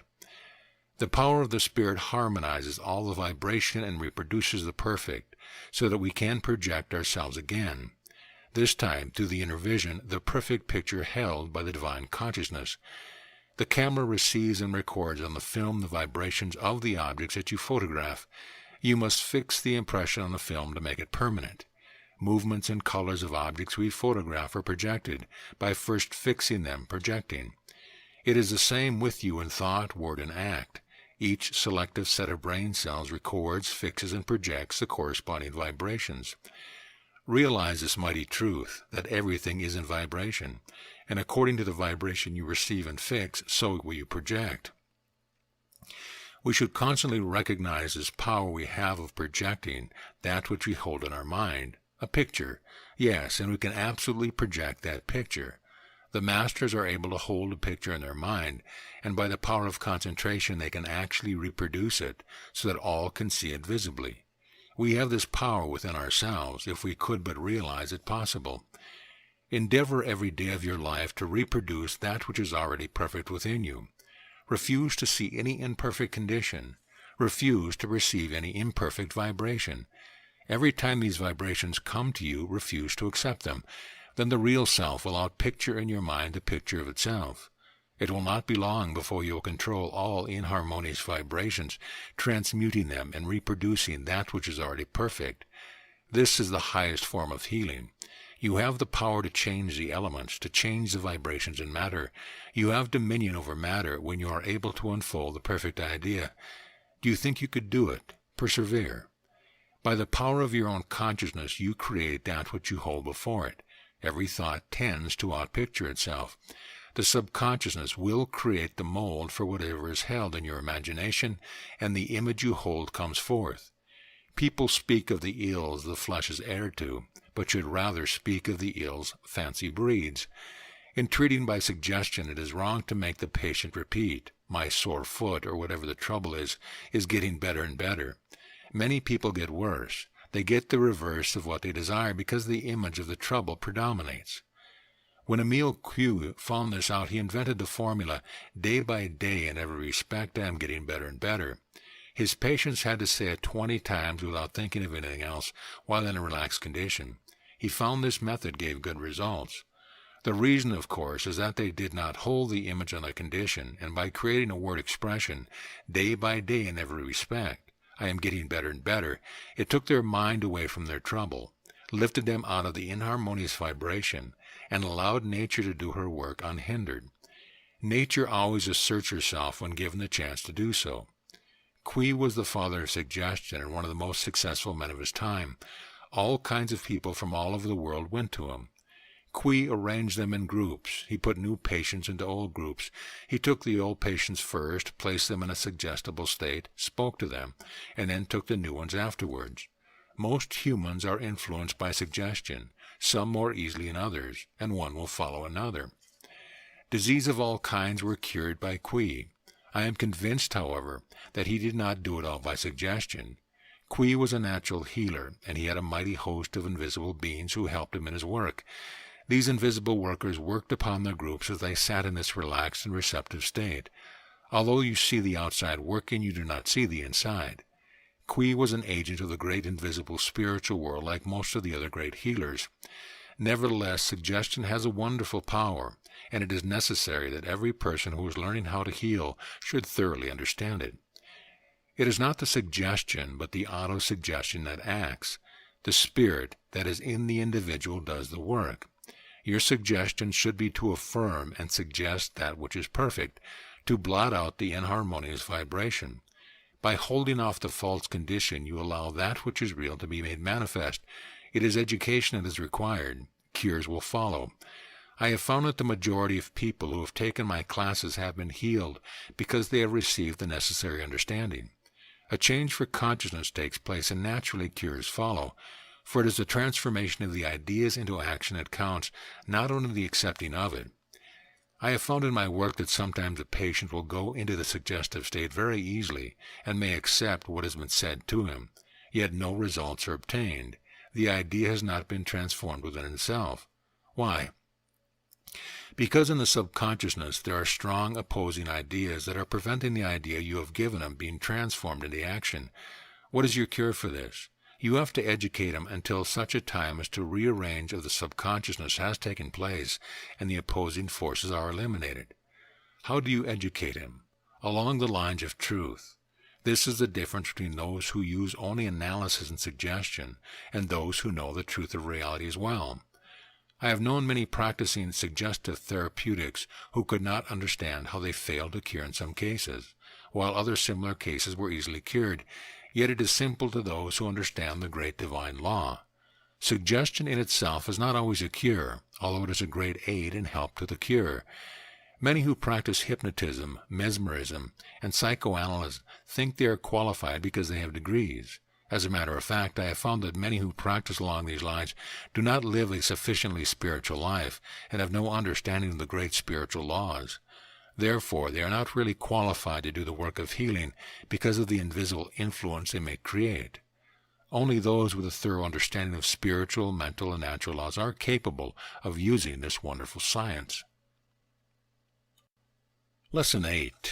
While dealing with the subject of healing, we must include emotion as having strong positive and negative effects. Emotion is often the main cause of spontaneous suggestion. When we are in a state of emotion, the subconsciousness is wide open. Very often we are not aware of the ideas we place there with fear, anger, hate, or jealousy is in operation, but they have a definite invisible influence upon us afterward. What kind of emotion should we encourage? The emotion of love and the emotions that will bring about health and strength. This prevents the negative side of emotion arising. Love your God with all your strength, with all your mind, and love your neighbor as yourself. The Master knew it when he said these words. They have a deeper significance than is seen on the surface. Emotion is often the main cause of spontaneous suggestion. The emotion of fear always surrounds the idea of trouble, disease, and accident. This emotion is a destructive reaction to a stimulus, and the ideas that then enter through your mind have a permanent invisible influence until you know the truth and manifest it. Hate, anger, and jealousy are sometimes even more destructive than fear. Do our opinions have a suggestive influence upon us? You often ask each other, "What is your opinion?" Opinions are often erroneous because of wrong suggestions. Many people read without using their reason, and they accept without question and base their opinions upon what they have accepted. That which they have accepted may have no foundation in truth. When you see, hear, or read anything, you should not let it into your mind until you have applied the law of truth to it. Then you know that your opinions are right. Opinions have an invisible influence. You may call it suggestion. You are being suggested every moment of your life through hearing, reading, seeing, speaking, etc. With regard to opinions, reflective consideration should be negative, a sort of a doorkeeper to ward off those which are ready-made and which may take root in your mind. Keeping judgment on the alert prevents collective emotions, crowd thoughts, natural passions, and revolutionary influences affecting the individual. Ready-made opinions are manufactured by dictators and politicians who are masters of the art, and the unthinking general public swallow these mental pills which take root in their mind. It is the fixing of the picture on the mind that counts, because it is then reflected outward and soon becomes fixed on the whole nation. Thus nations and sections are turned into gigantic lunatic asylums. It is spiritual knowledge that will save the world, and service and creative work are the only means to this end. Those who do not understand spiritual work are not capable of holding any public or important position in the life of the community.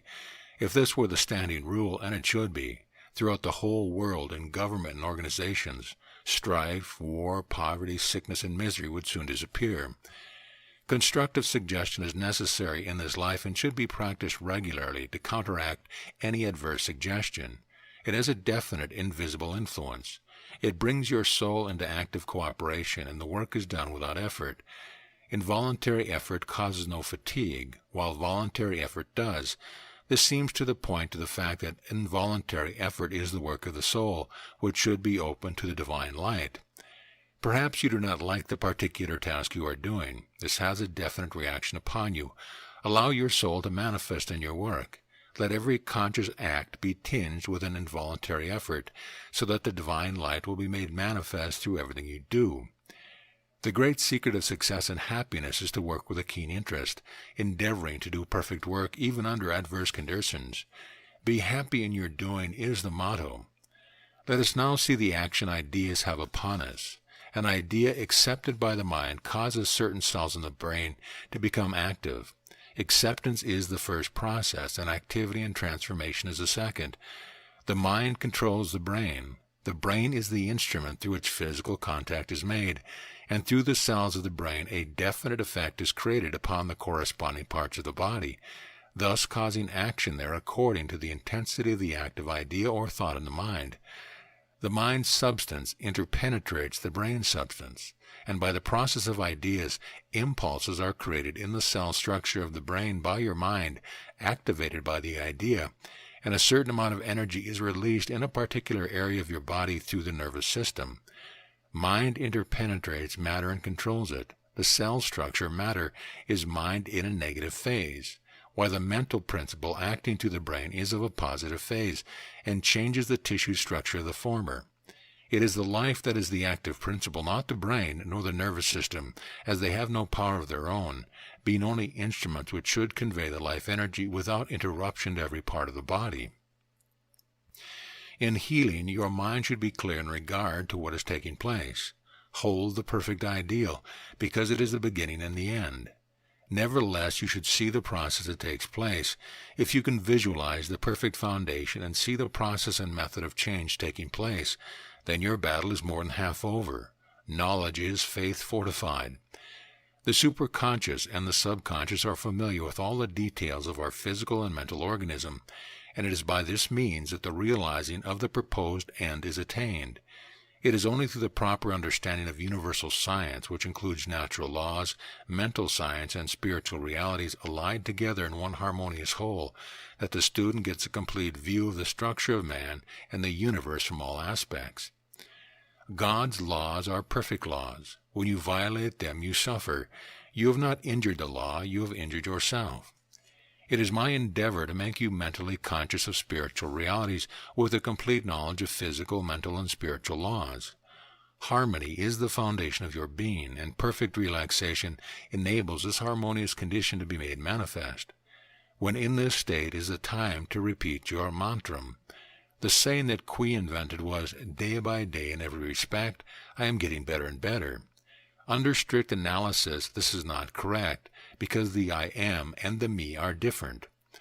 The I am God is the inner self, which is perfect and cannot be made more perfect, but the me is the personal or the outer self, which is affected by our actions and thoughts. Therefore, I have altered the saying to, day by day in every way, God is making me better and better. This does not conflict with the truth. By this method we open ourselves to the inflow of the great life principle, the intelligence. We have benefited, cured our troubles. If we fear it or do not trust it, we shut the door and we suffer. We must let go of our adverse thoughts, or we prevent the divine principle from working through us, for it is the uninterrupted flow of life within which changes the tissue structure to a healthy condition and eliminates disease. The divine image held in the consciousness is outpictured by the intelligence in its substance. Now let us understand this thoroughly. Divine mind has three aspects. 1. Divine consciousness, the director. 2. Divine intelligence, fulfilling the direction of the consciousness. 3. Divine substance, in which the form takes place on all planes, spiritual, mental, and physical. With these three, consciousness, intelligence, and substance, all is made that is made in heaven and on earth. Therefore I and the Father are one. The substance of itself, having no power of its own, is molded into the form expressed. In the divine consciousness is the image or the blueprint held by the divine architect, and the intelligence proceeds to outpicture the form. Consciousness and intelligence coordinating together in the life energy that organizes the atoms, cells, and organs in the complete body. And when given the material, it keeps the body in repair according to the plan, doing it without effort on our part. The only effort we must make is to ward off adverse vibrations, thoughts, and emotions that interfere with the divine operation. In this higher knowledge, we do not repeat hundreds of mantrams that cloud our minds, as they generally bring up their opposites. For when we say, I am well, etc., there is something that also says, you are not well. It is far better to say, health, life, strength, love, wisdom, etc., without saying, I am this or that. And by thinking yourself into these characteristics, you become them without the opposite rising to deny the fact.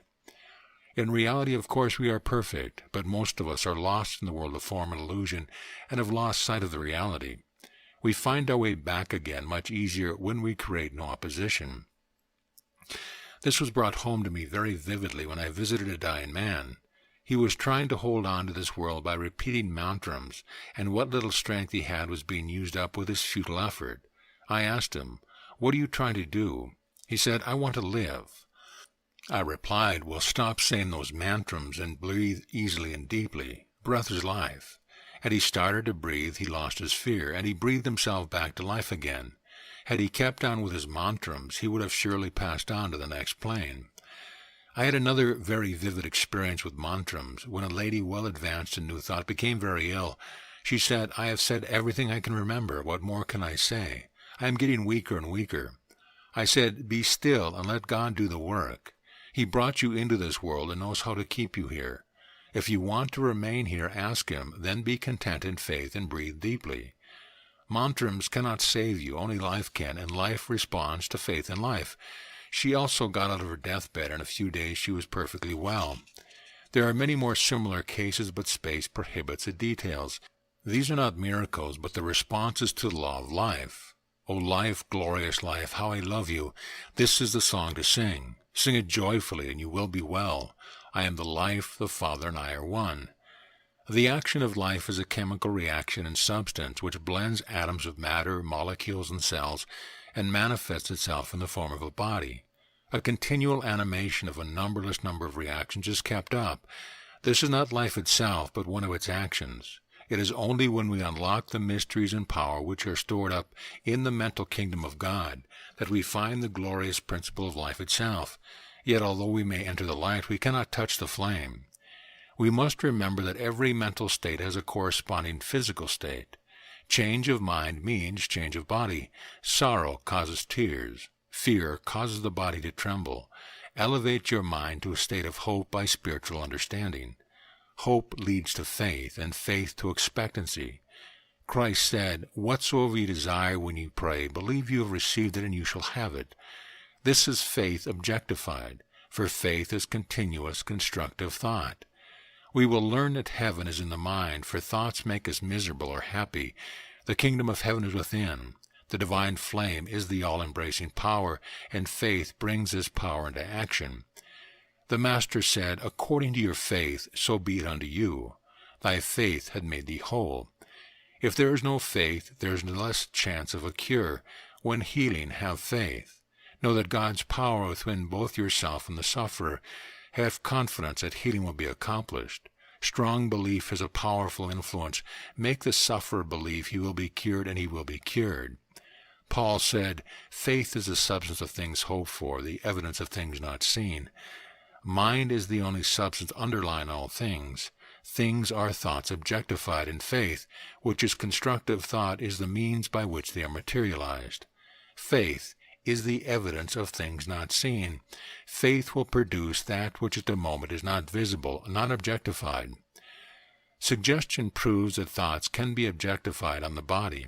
Doctors, teachers, and parents should understand the power of suggestion, as sometimes an unkind or thoughtless word to a child will hamper its whole life, or a wrong suggestion may hinder the recovery of a patient.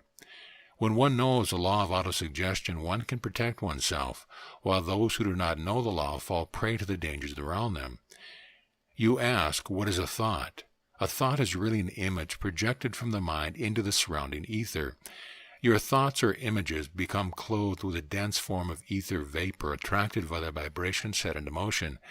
This ether vapor is condensed by the cell vibration and objectifies the mental picture. Thus a seeming reality is created. These thought forms vibrate in the interpenetrating etheric substance and become discernible in the physical plane. Science has proved that the photographic plate is sensitive to the vibration of a concentrated thought emitted from a strong active mind. A decided vapor effect is discernible when the plate is developed. These mental vibrations must have a similar action to light upon the photographic plate. Those acquainted with psychic photography will better understand this fact. Just as photographs can be projected through space by electric impulses in the ether television, so vibrations are conveyed by thought impulses. Electricity is a form of energy, transformed from the basic principle of energy, and the energy-transmitting thought is derived from the same basic principle. Therefore, an analogous action seems to be underlying both. The embryonic child, like the photographic plate, is sensitive to the vibration of the mother's mind. The thoughts of the mother are imprinted on the child. This proves that thoughts which are held persistently or are violently spontaneous become visible. As we progress towards the unbounded reality of existence, we recognize that nature's majestic handiwork is only the outward manifestation of something infinitely greater, something that overwhelms and transcends our finite conception. Yet within each one of us is the spiritual essence, a latent power with unlimited possibility made in God's own image. We have not yet unwrapped the material cloak that hides this perfect creation. Yet although we live in this world of form and shadows, we have our unfolding glimpses of reality, man in God's likeness.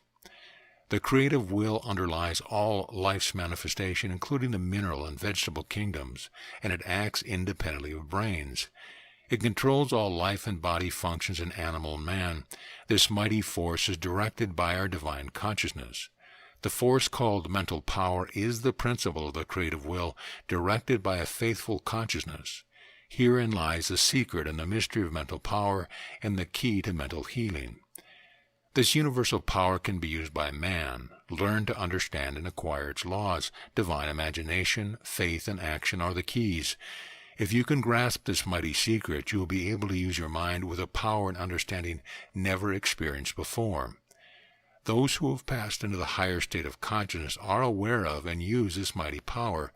You can cooperate with them in helping humanity. Know that the power of the universe is awaiting our intelligent use under the control of the will of the All God. When we feel the unity of this life, the soul awakens. The animal and the child instinctively feel this unity, but the advanced soul possesses the feeling of unity coupled with intelligent comprehension and unfolding spiritual power. He has found what he lost, plus the accumulated interest of the ages, with the understanding of the fatherhood of God and the brotherhood of man. As you progress along the path, be not hindered by words, action, thoughts, or deeds of others. Realize that the perfect is. I am that I am, and cannot be made more perfect. But the outer you should respond to the inner. Be ye perfect as your Father in heaven is perfect. The I am within each is the Christ of God manifesting in humanity, and when this is fully realized by all, the fatherhood of God and the brotherhood of man will be established upon earth. Then and then only, when we have supreme happiness. This rests with man, not with God. God has already established this for man, and man has only to accept it by acting according to the law of God. These words and sayings will affect each and every one of you according to your enlightenment. The I am within is your teacher, and will present to your personal consciousness the message for the moment. Read again and again, and you will get further information. Ask, and it shall be given you. Seek, and ye shall find. Knock, and it shall be opened unto you. How true these words are, and how few understand them. Keep on knocking by divine aspiration until you find your true consciousness, and the divine mother principle will transform the nature. The phenomenal world may become objectified to you, but still proceed. You are only part of the way. Not until you can embrace the whole with the nature transformed will you be released from the world of phenomena. Aspiration, inspiration, assimilation, expression, this is the natural course taken by those who tread the path. Detach yourself from every earthly desire, but live as he who lives for desire alone. In this way you will be led by the divine intelligence, and you will not be affected by the results of your actions. Apply these precepts in your daily life. 1. Right understanding, view or knowledge. 2. Right aspiration, motive or mental attitude. 3. Right speech or expression of one's thoughts. 4. Right action or conduct. 5. Right pursuits, including right means of livelihood. 6. Right mindfulness or effort. 7. Right concentration or control of mind. 8. Right ecstasy or spiritual contemplation and union with the ultimate reality. May the divine light pierce your personal consciousness, and may you trace the light to its source, and there you will find your true self, truly to be one with the Father of all. This is my earnest prayer for you. Peace be with you. Lesson 9. This final summary must be studied deeply for perfect understanding of the use of the higher power. It is essential to concentrate on spiritual truth if we are to grasp fundamentals. Otherwise we find ourselves floundering in dogma, creeds, and even in philosophy. Know that these, including philosophy, are only a means to an end and not the end itself. We can read anything we like, but we must guard against making it a crystallized foundation. The only true foundation is that we are. We do not have to be, we are. We do not have to be created, we are one with the Creator. The reality is not only within us, it is present everywhere and is perfect now. The truth must be established in you, but this cannot happen until you have eliminated all crystallized concepts from your mind. You look on matter and you say that it must be real because you can see, touch, and feel it. It is real to your senses, but that is all. It is not a reality in itself, nor has it any power of its own, nor does it claim any power of its own. You do not see, hear, or feel anything with your senses that has any more power of its own. All you see is the manifestation of phenomena. The cause is not seen, only the effect. And when you realize this truth, you will also realize that the power of recognition is within yourself, as well as the cause. Truth is, and does not have to be created. Substance is, and always has been. What you see is the manifestation of form and substance. Substance has no power of its own. Mind has no power of its own, nor does mind claim any power for itself, because it cannot. The perfect activity is expressed by consciousness and intelligence. Consciousness and intelligence existed long before you came into this plane at all. You did not create consciousness nor intelligence, but consciousness and intelligence created your body out of substance. The substance of itself is perfect in itself, but substance responds according to the thought emanating. This substance is called mind. It has no power of its own, but is given power by consciousness and intelligence. Consciousness and intelligence is your real self, unlimited and eternal.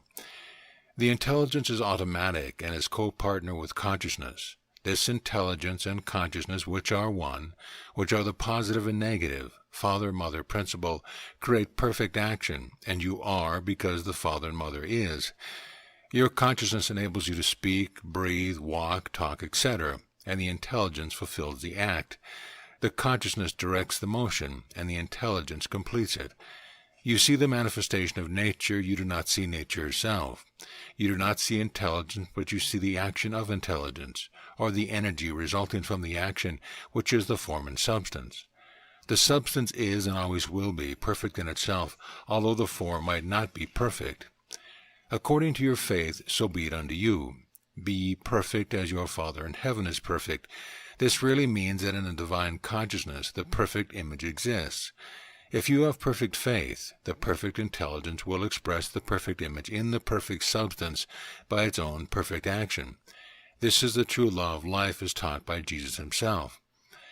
It is not the substance you have to change, nor the consciousness, nor the intelligence, but the form that you created in the substance. Do you understand?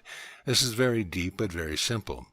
When you understand this, you will never again be lost in dogma, creed, nor philosophy. It does not matter one iota whether they are true or not true. The essential thing is this: God is, and I am, you are. Through faith and belief we transcend our experiences and the experience of others and enter into the realm of divine action where all is possible. Divine reason is better than sight, is better than hearing. The deaf, the dumb, and the blind have the power to think and reason, and their thoughts are often finer than many who see and hear, because they are not so much affected through the senses. Divine reason enables us to comprehend the truth which cannot be seen nor heard. Divine reason is intuitive and belongs to the highest realm of consciousness. It supersedes all the senses. Here is in the higher spiritual states. It is God's instrument for making us aware of himself in us. Spring blew trumpets of color, her green ran in my brain. I saw a blind man groping, tap tap with his cane. I pitied him as blindness, but can I boast I see? Perhaps there walks a spirit close by who pities me. A spirit who sees me tapping, the fine sense cane of my mind.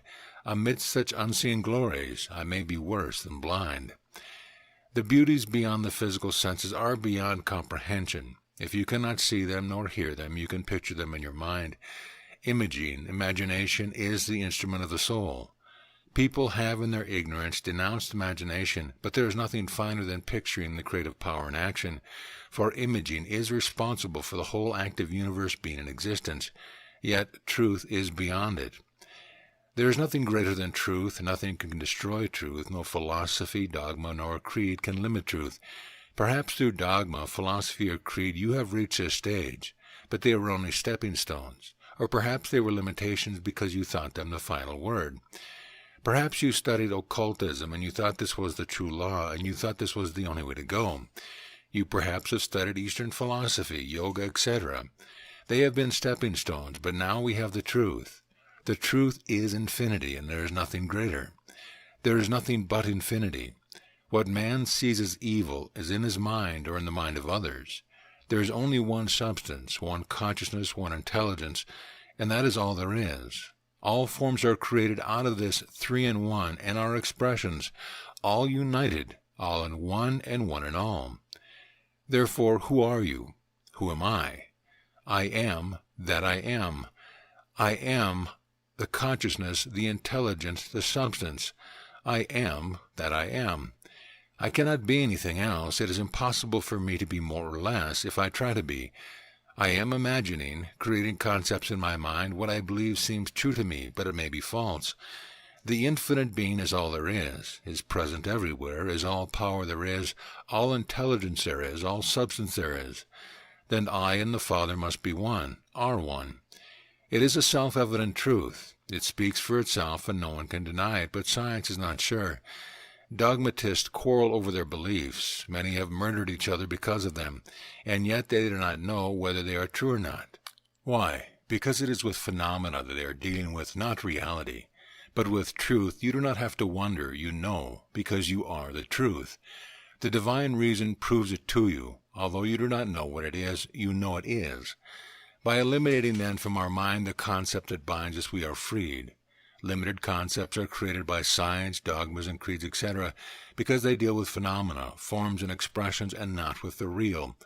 We must see beyond form into reality. We must be free of fixed ideas and concepts to receive that which is truth. You cannot fill the vessel until you have emptied it. Therefore you have to empty your mind before you can fill it full with truth.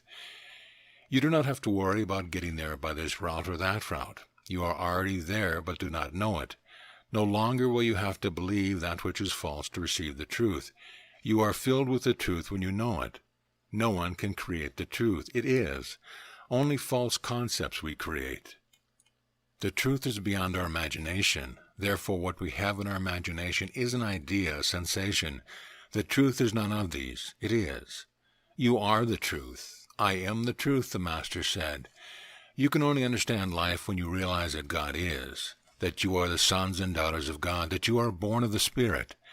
There is only one intelligence, which is the perfect activity and is the mother, and one consciousness, which is the will and is the Father, and the expression is a child.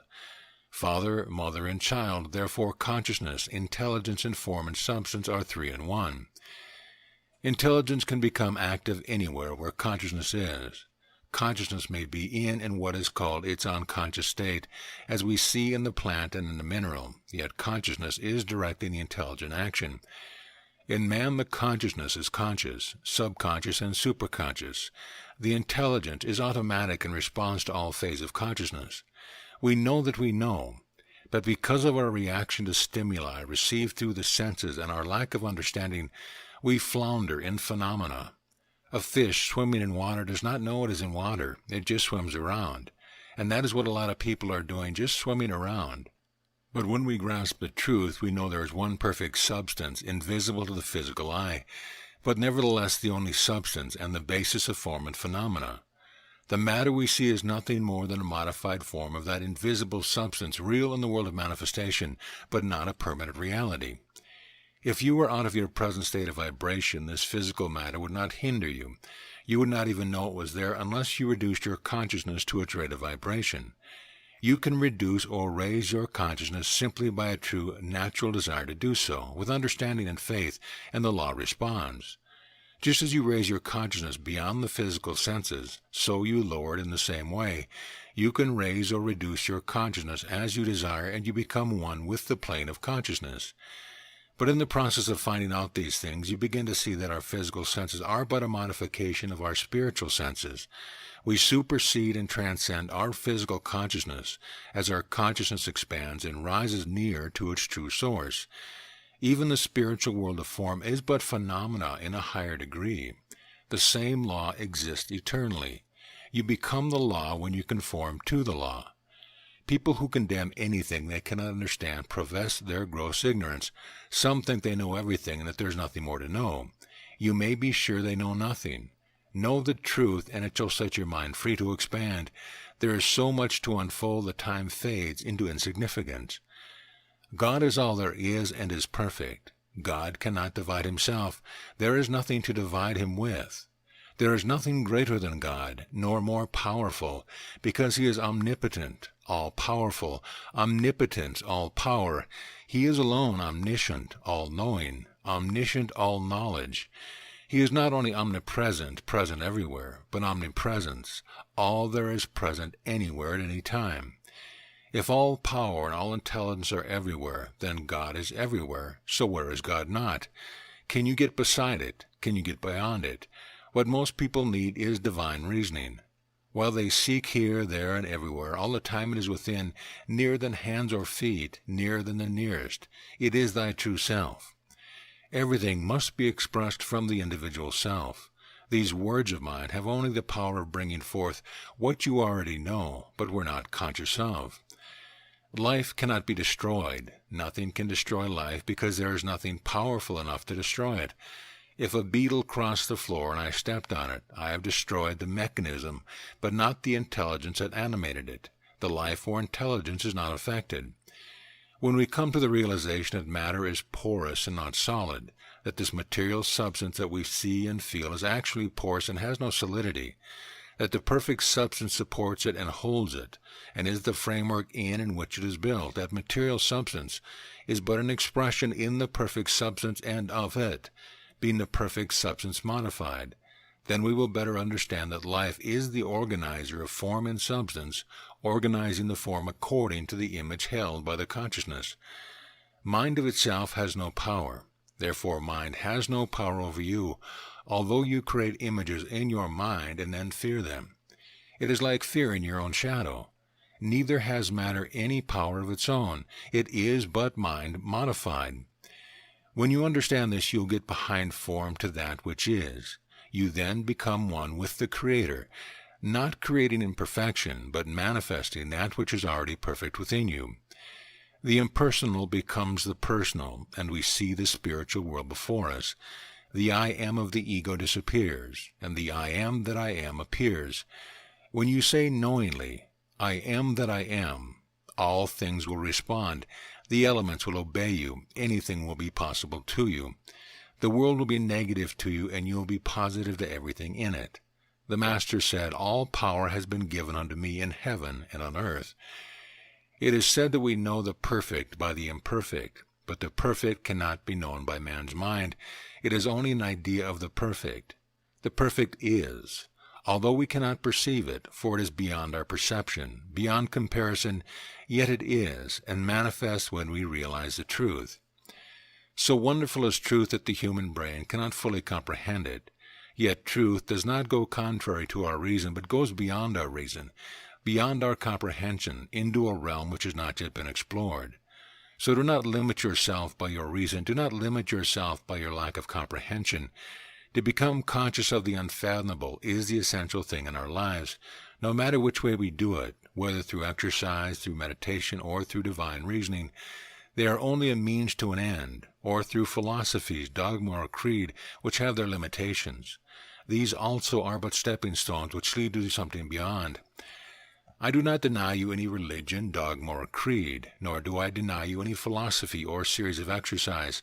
I do not deny you anything, but do not flounder in them. Do not flounder in the power you get from psychic exercises or experiences. If you seek health for health alone, if you seek material gain, and that alone, if you seek any one thing for that thing alone, it shall elude you. But seek the truth, and you will find everything. When you have perfect faith and belief in God and yourself, then you receive fully. You become one with the divine love, wisdom, and power. It is the most wonderful and most glorious of all teaching. It is the unwritten word of the Masters. You may have practiced exercises, studied philosophies, etc., and no doubt you have gained by them. But when you say, I am that I am all there is, my Father and I are one, you will find that the divine intelligence will lead you. It always has and always will. Do not seek for yourself alone, but that others shall also find the way, for he who seeks for himself alone is selfish and limited. He who seeks to save his soul alone may find the path but will not reach the goal, but he who works in love may wander far, yet God will bring him where the blessed are. You can now understand the Master's words, if ye believe in me, ye shall have eternal life. Through the Christ principle, through the Christ in you, is the door into infinite eternal love. Let love then be the dominant factor in your life. A love beyond the love of the physical, a love beyond that of your family circle, a love beyond the nationalism which seems to be dominant in some nations, a love so deep that nothing can sever it, because there is nothing that can sever it. It is divine love.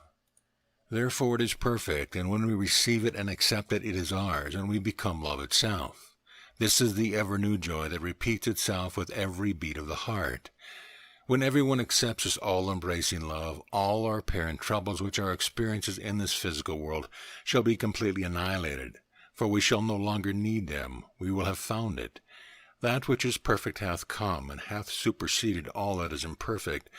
Man does not yet fully understand divine love. He has not quite grasped it. Make this our aim, that all shall know the truth, and that all shall love as he who loved so deeply, that at the last moment of his crucifixion he said, Forgive them, for they know not what they do. Could you say that? Think. The mother has a love for her child so deep in her heart that she will give her own life that her child may be saved. It is only in the human that we find this characteristic, but also in all animals. The greatest manifestation of love is love for love itself, and this is expressed through the mother principle. Let the mother, which is perfect, rise in us. Arise in us now, divine emotion of love, the only true emotion. All negative emotions are false and destroy our health and happiness. Let the perfectness of the image held in the infinite consciousness, the perfect intelligence, the perfect activity, the perfect emotion, be our conscious reality, for it is our divine birthright. By understanding we transcend philosophies, dogmas, and creed, and instead of traveling over the winding stairway, we just enter in and there we are. If we have not reached the truth of the perfect image and experience, we must have faith and believe. Seek and ye shall find, ask and ye shall receive, knock and it shall be opened unto you.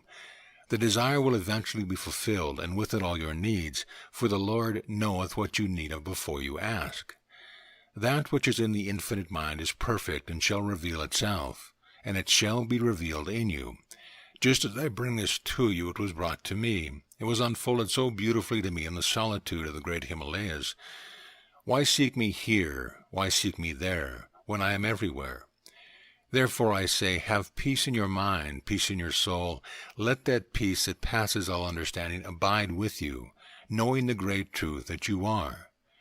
You do not have to be, you are. Because God is, and there is only God and nothing else, and God is perfect. All other things are nothing at all. They are only manifestations of phenomena and have no reality. This is a secret within in the ancient scrolls. All is, which is that which is, and that which is perfect. The great prophets and masters of the past received the truth from the higher spiritual source, and handed it down through the ages. Jesus revealed it in his private talks with the disciples. You do not have his every word in print, nor is the truth held between the covers of any book. The words of Jesus are as fresh this moment as when he uttered them, and he who has ears may hear, and he who has eyes may see. But blessed is he who has not yet heard nor seen, yet believeth with strong faith. Faith is the substance of things hoped for, the evidence of things unseen. The truth is, you are. I and you and me, and we and them. All is God, all in one, only a different expression of the same thing, form and the same substance, created by the same consciousness and intelligence. I and the Father are one. Nothing else matters now. Nothing else should matter for you when you get this firmly rooted in your mind. All your troubles pass away, even your health problems, your financial problems, your home problems. All that worries you completely dissolve into nothingness, where it belongs. Lesson 10. Cultivate inspiration in this life. It is of the utmost importance. It is the master key and opens all doors. It is the pathway of all true knowledge. All great men and women use it. It is used by the scientist, the philosopher, the inventor, the mystic, the healer, the teacher, the organizer, the preacher. Christ himself used it to its full degree. It is the gateway to the unexplored regions of the universe beyond the experience of mankind. It is the avenue through which that which is not yet known to man will come. Try to find inspiration in everything you do. There are several forms of inspiration. We will examine them briefly.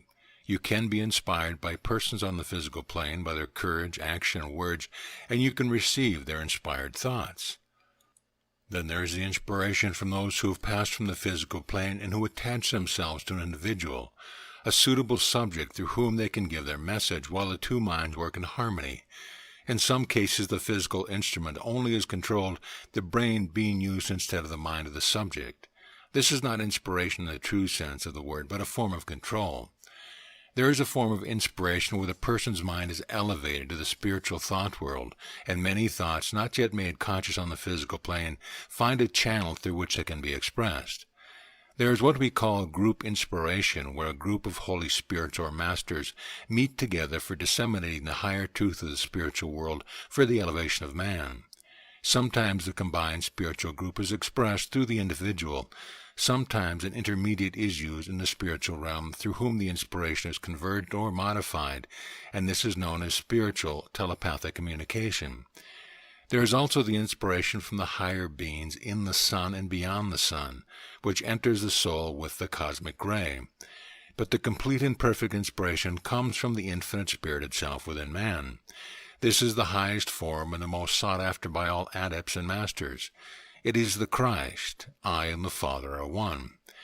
These particular forms of inspiration are, as it were, stages or steps, until such a time as you as an individual pass beyond the capacity of those who are inspiring you, until such time as you get beyond the capacity of all individualized intelligence into the infinite expression that comes from oneself into oneself. The Spirit is in everyone. Each individual is the expression of the same Spirit. We are not only united in the physical plane, we are united in the mental and spiritual planes as well. In all realms of the universe we have our affinity, and our roots are eternally held in the Almighty God, Om. The greatest of all inspiration comes direct from God. When you desire inspiration, desire the highest. When you desire the highest, no matter through which channel it comes or what particular form or individual used, there is an eternal unity at the root.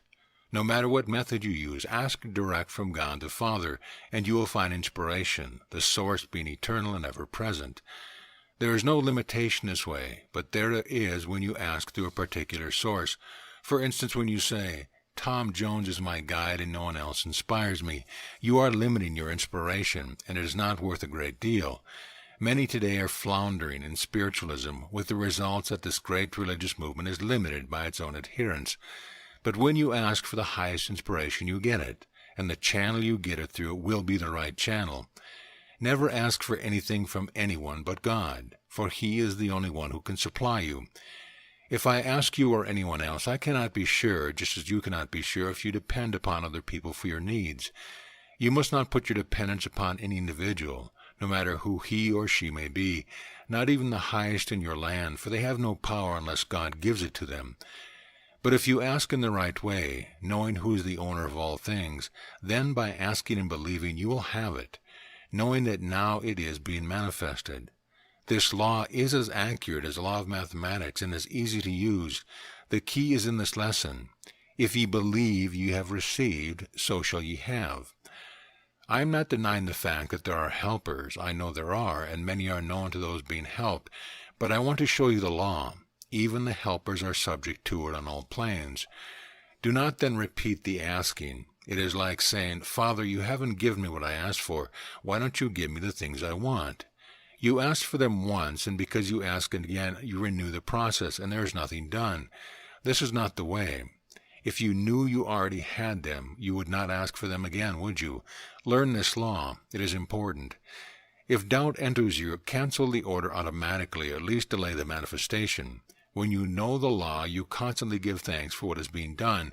Believe then that you have it, and you shall have it. When you create in your mind an image of any particular thing that you desire, you have the image of yourself having. You also have the image of yourself not having, the image of yourself lacking, and the image of yourself possessing. The two images are opposing each other. The image that is dominant is the image that is manifested.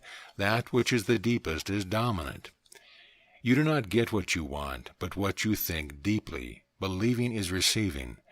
The intelligence and substance seeks to fulfill the image held by the consciousness. I want to show you the process of your mind that you may see the movement in it so clearly that you will fulfill the law and receive from your Father all your need and more. By the process of fulfilling this perfect law, the law is fulfilled, because the law fulfills itself. The trouble with most people is that they do not know the fundamental principle accurately enough to use them intelligently and wisely. Now let us examine this law of manifestation. On one side is the image of yourself in possession.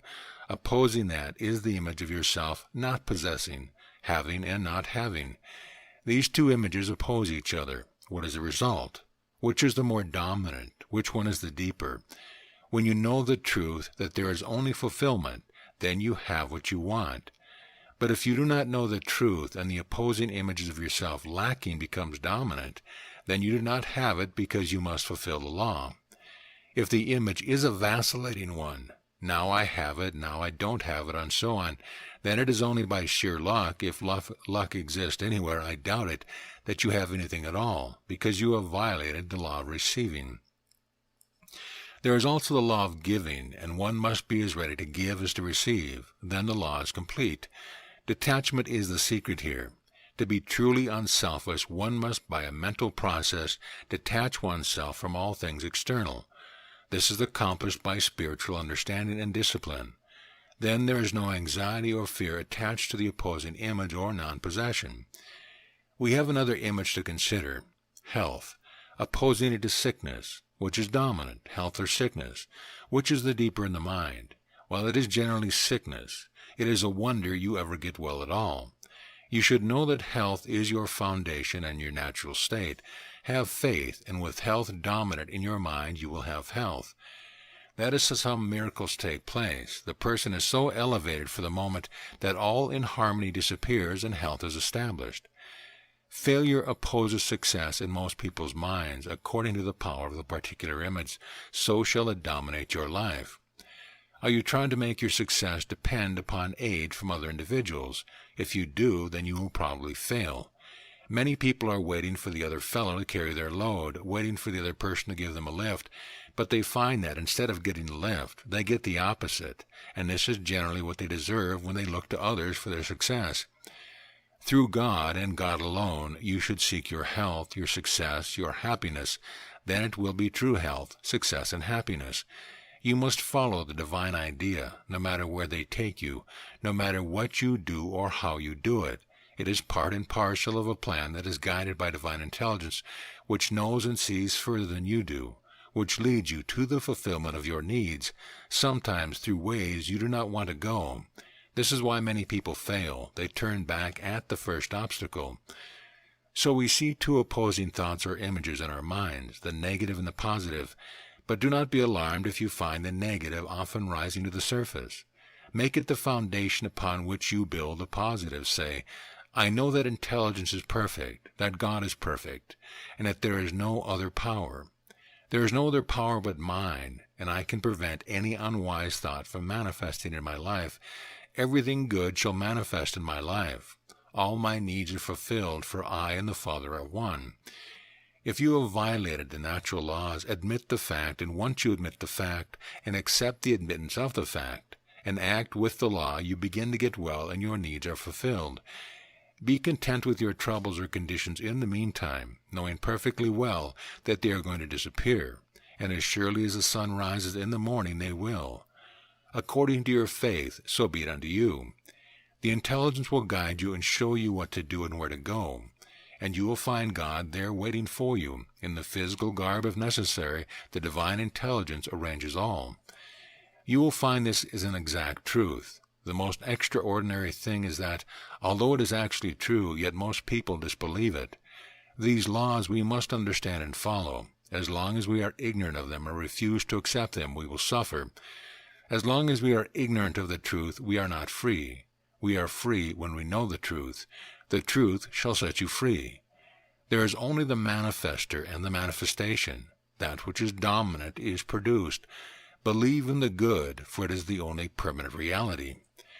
We should have a knowledge and understanding of the real, then the unreal cannot dominate us in any way whatsoever. When we hold a false concept in our mind and believe it to be true, then the false appears to us as true. The image is created in our mind, the concept is crystallized, and it is the blueprint, and the structure is then built externally. But it is not a truth. We created it, and the only power it has is the power we give it. People who imagine themselves well-educated are generally ignorant of true facts. I have found gross ignorance where profound intellectual nonsense was in evidence. Many are floundering in phenomena and do not know the truth, not even about themselves. Man is the greatest, the most interesting, and the most necessary study in the world. Once we begin to understand ourselves, our burdens and fears disappear. Our gross desires no longer crave for expression. My final advice to you is to eat God's divine ideas of fruits and vegetables as near their natural state as possible. Keep your imagination clear and clean, positively filled with divine thoughts. Let the emotion of love dominate all your thoughts and actions. unify these three planes. 1. Divine eating and divine drinking. 2. Divine thinking. And 3. Divine feeling. Then harmony will reign supreme. Your prayer should now be in the affirmative, claiming what you say to be true, a fact, an actual reality. This prayer fulfills your every need. Verse. Loving Father, this is thy holy temple, thy perfect dwelling place, from which radiates thy love, wisdom, and power to all thy children. I am filled with thy mighty healing power, thy inspired wisdom and divine love, and I am glorified in thee. My eyes and ears are open whereby I see and hear, and my mind receives thy eternal truth, for thou hast proclaimed me thy perfect instrument for thy great and glorious work, that thy will, which is done in heaven, shall also be done on earth. Amen. May the divine blessing of truth abide in you now and forevermore. I and the Father are one life, one God, one people, one family, living in love and peace. Live in the realization and recognition of your oneness with me, and as ye know me, as I am, so shall ye be. Meditate upon this daily till the burning sun of the eternal reality burst forth in your soul to consume you in the allness of its immortal love, wisdom, and peace. Love and peace be with you. Murdo MacDonald Bayne. End of lesson. End of book. This audio presentation of The Higher Power You Can Use by Murdo MacDonald Bayne has been brought to you by audioenlightenment.com, copyright 2015, all rights reserved.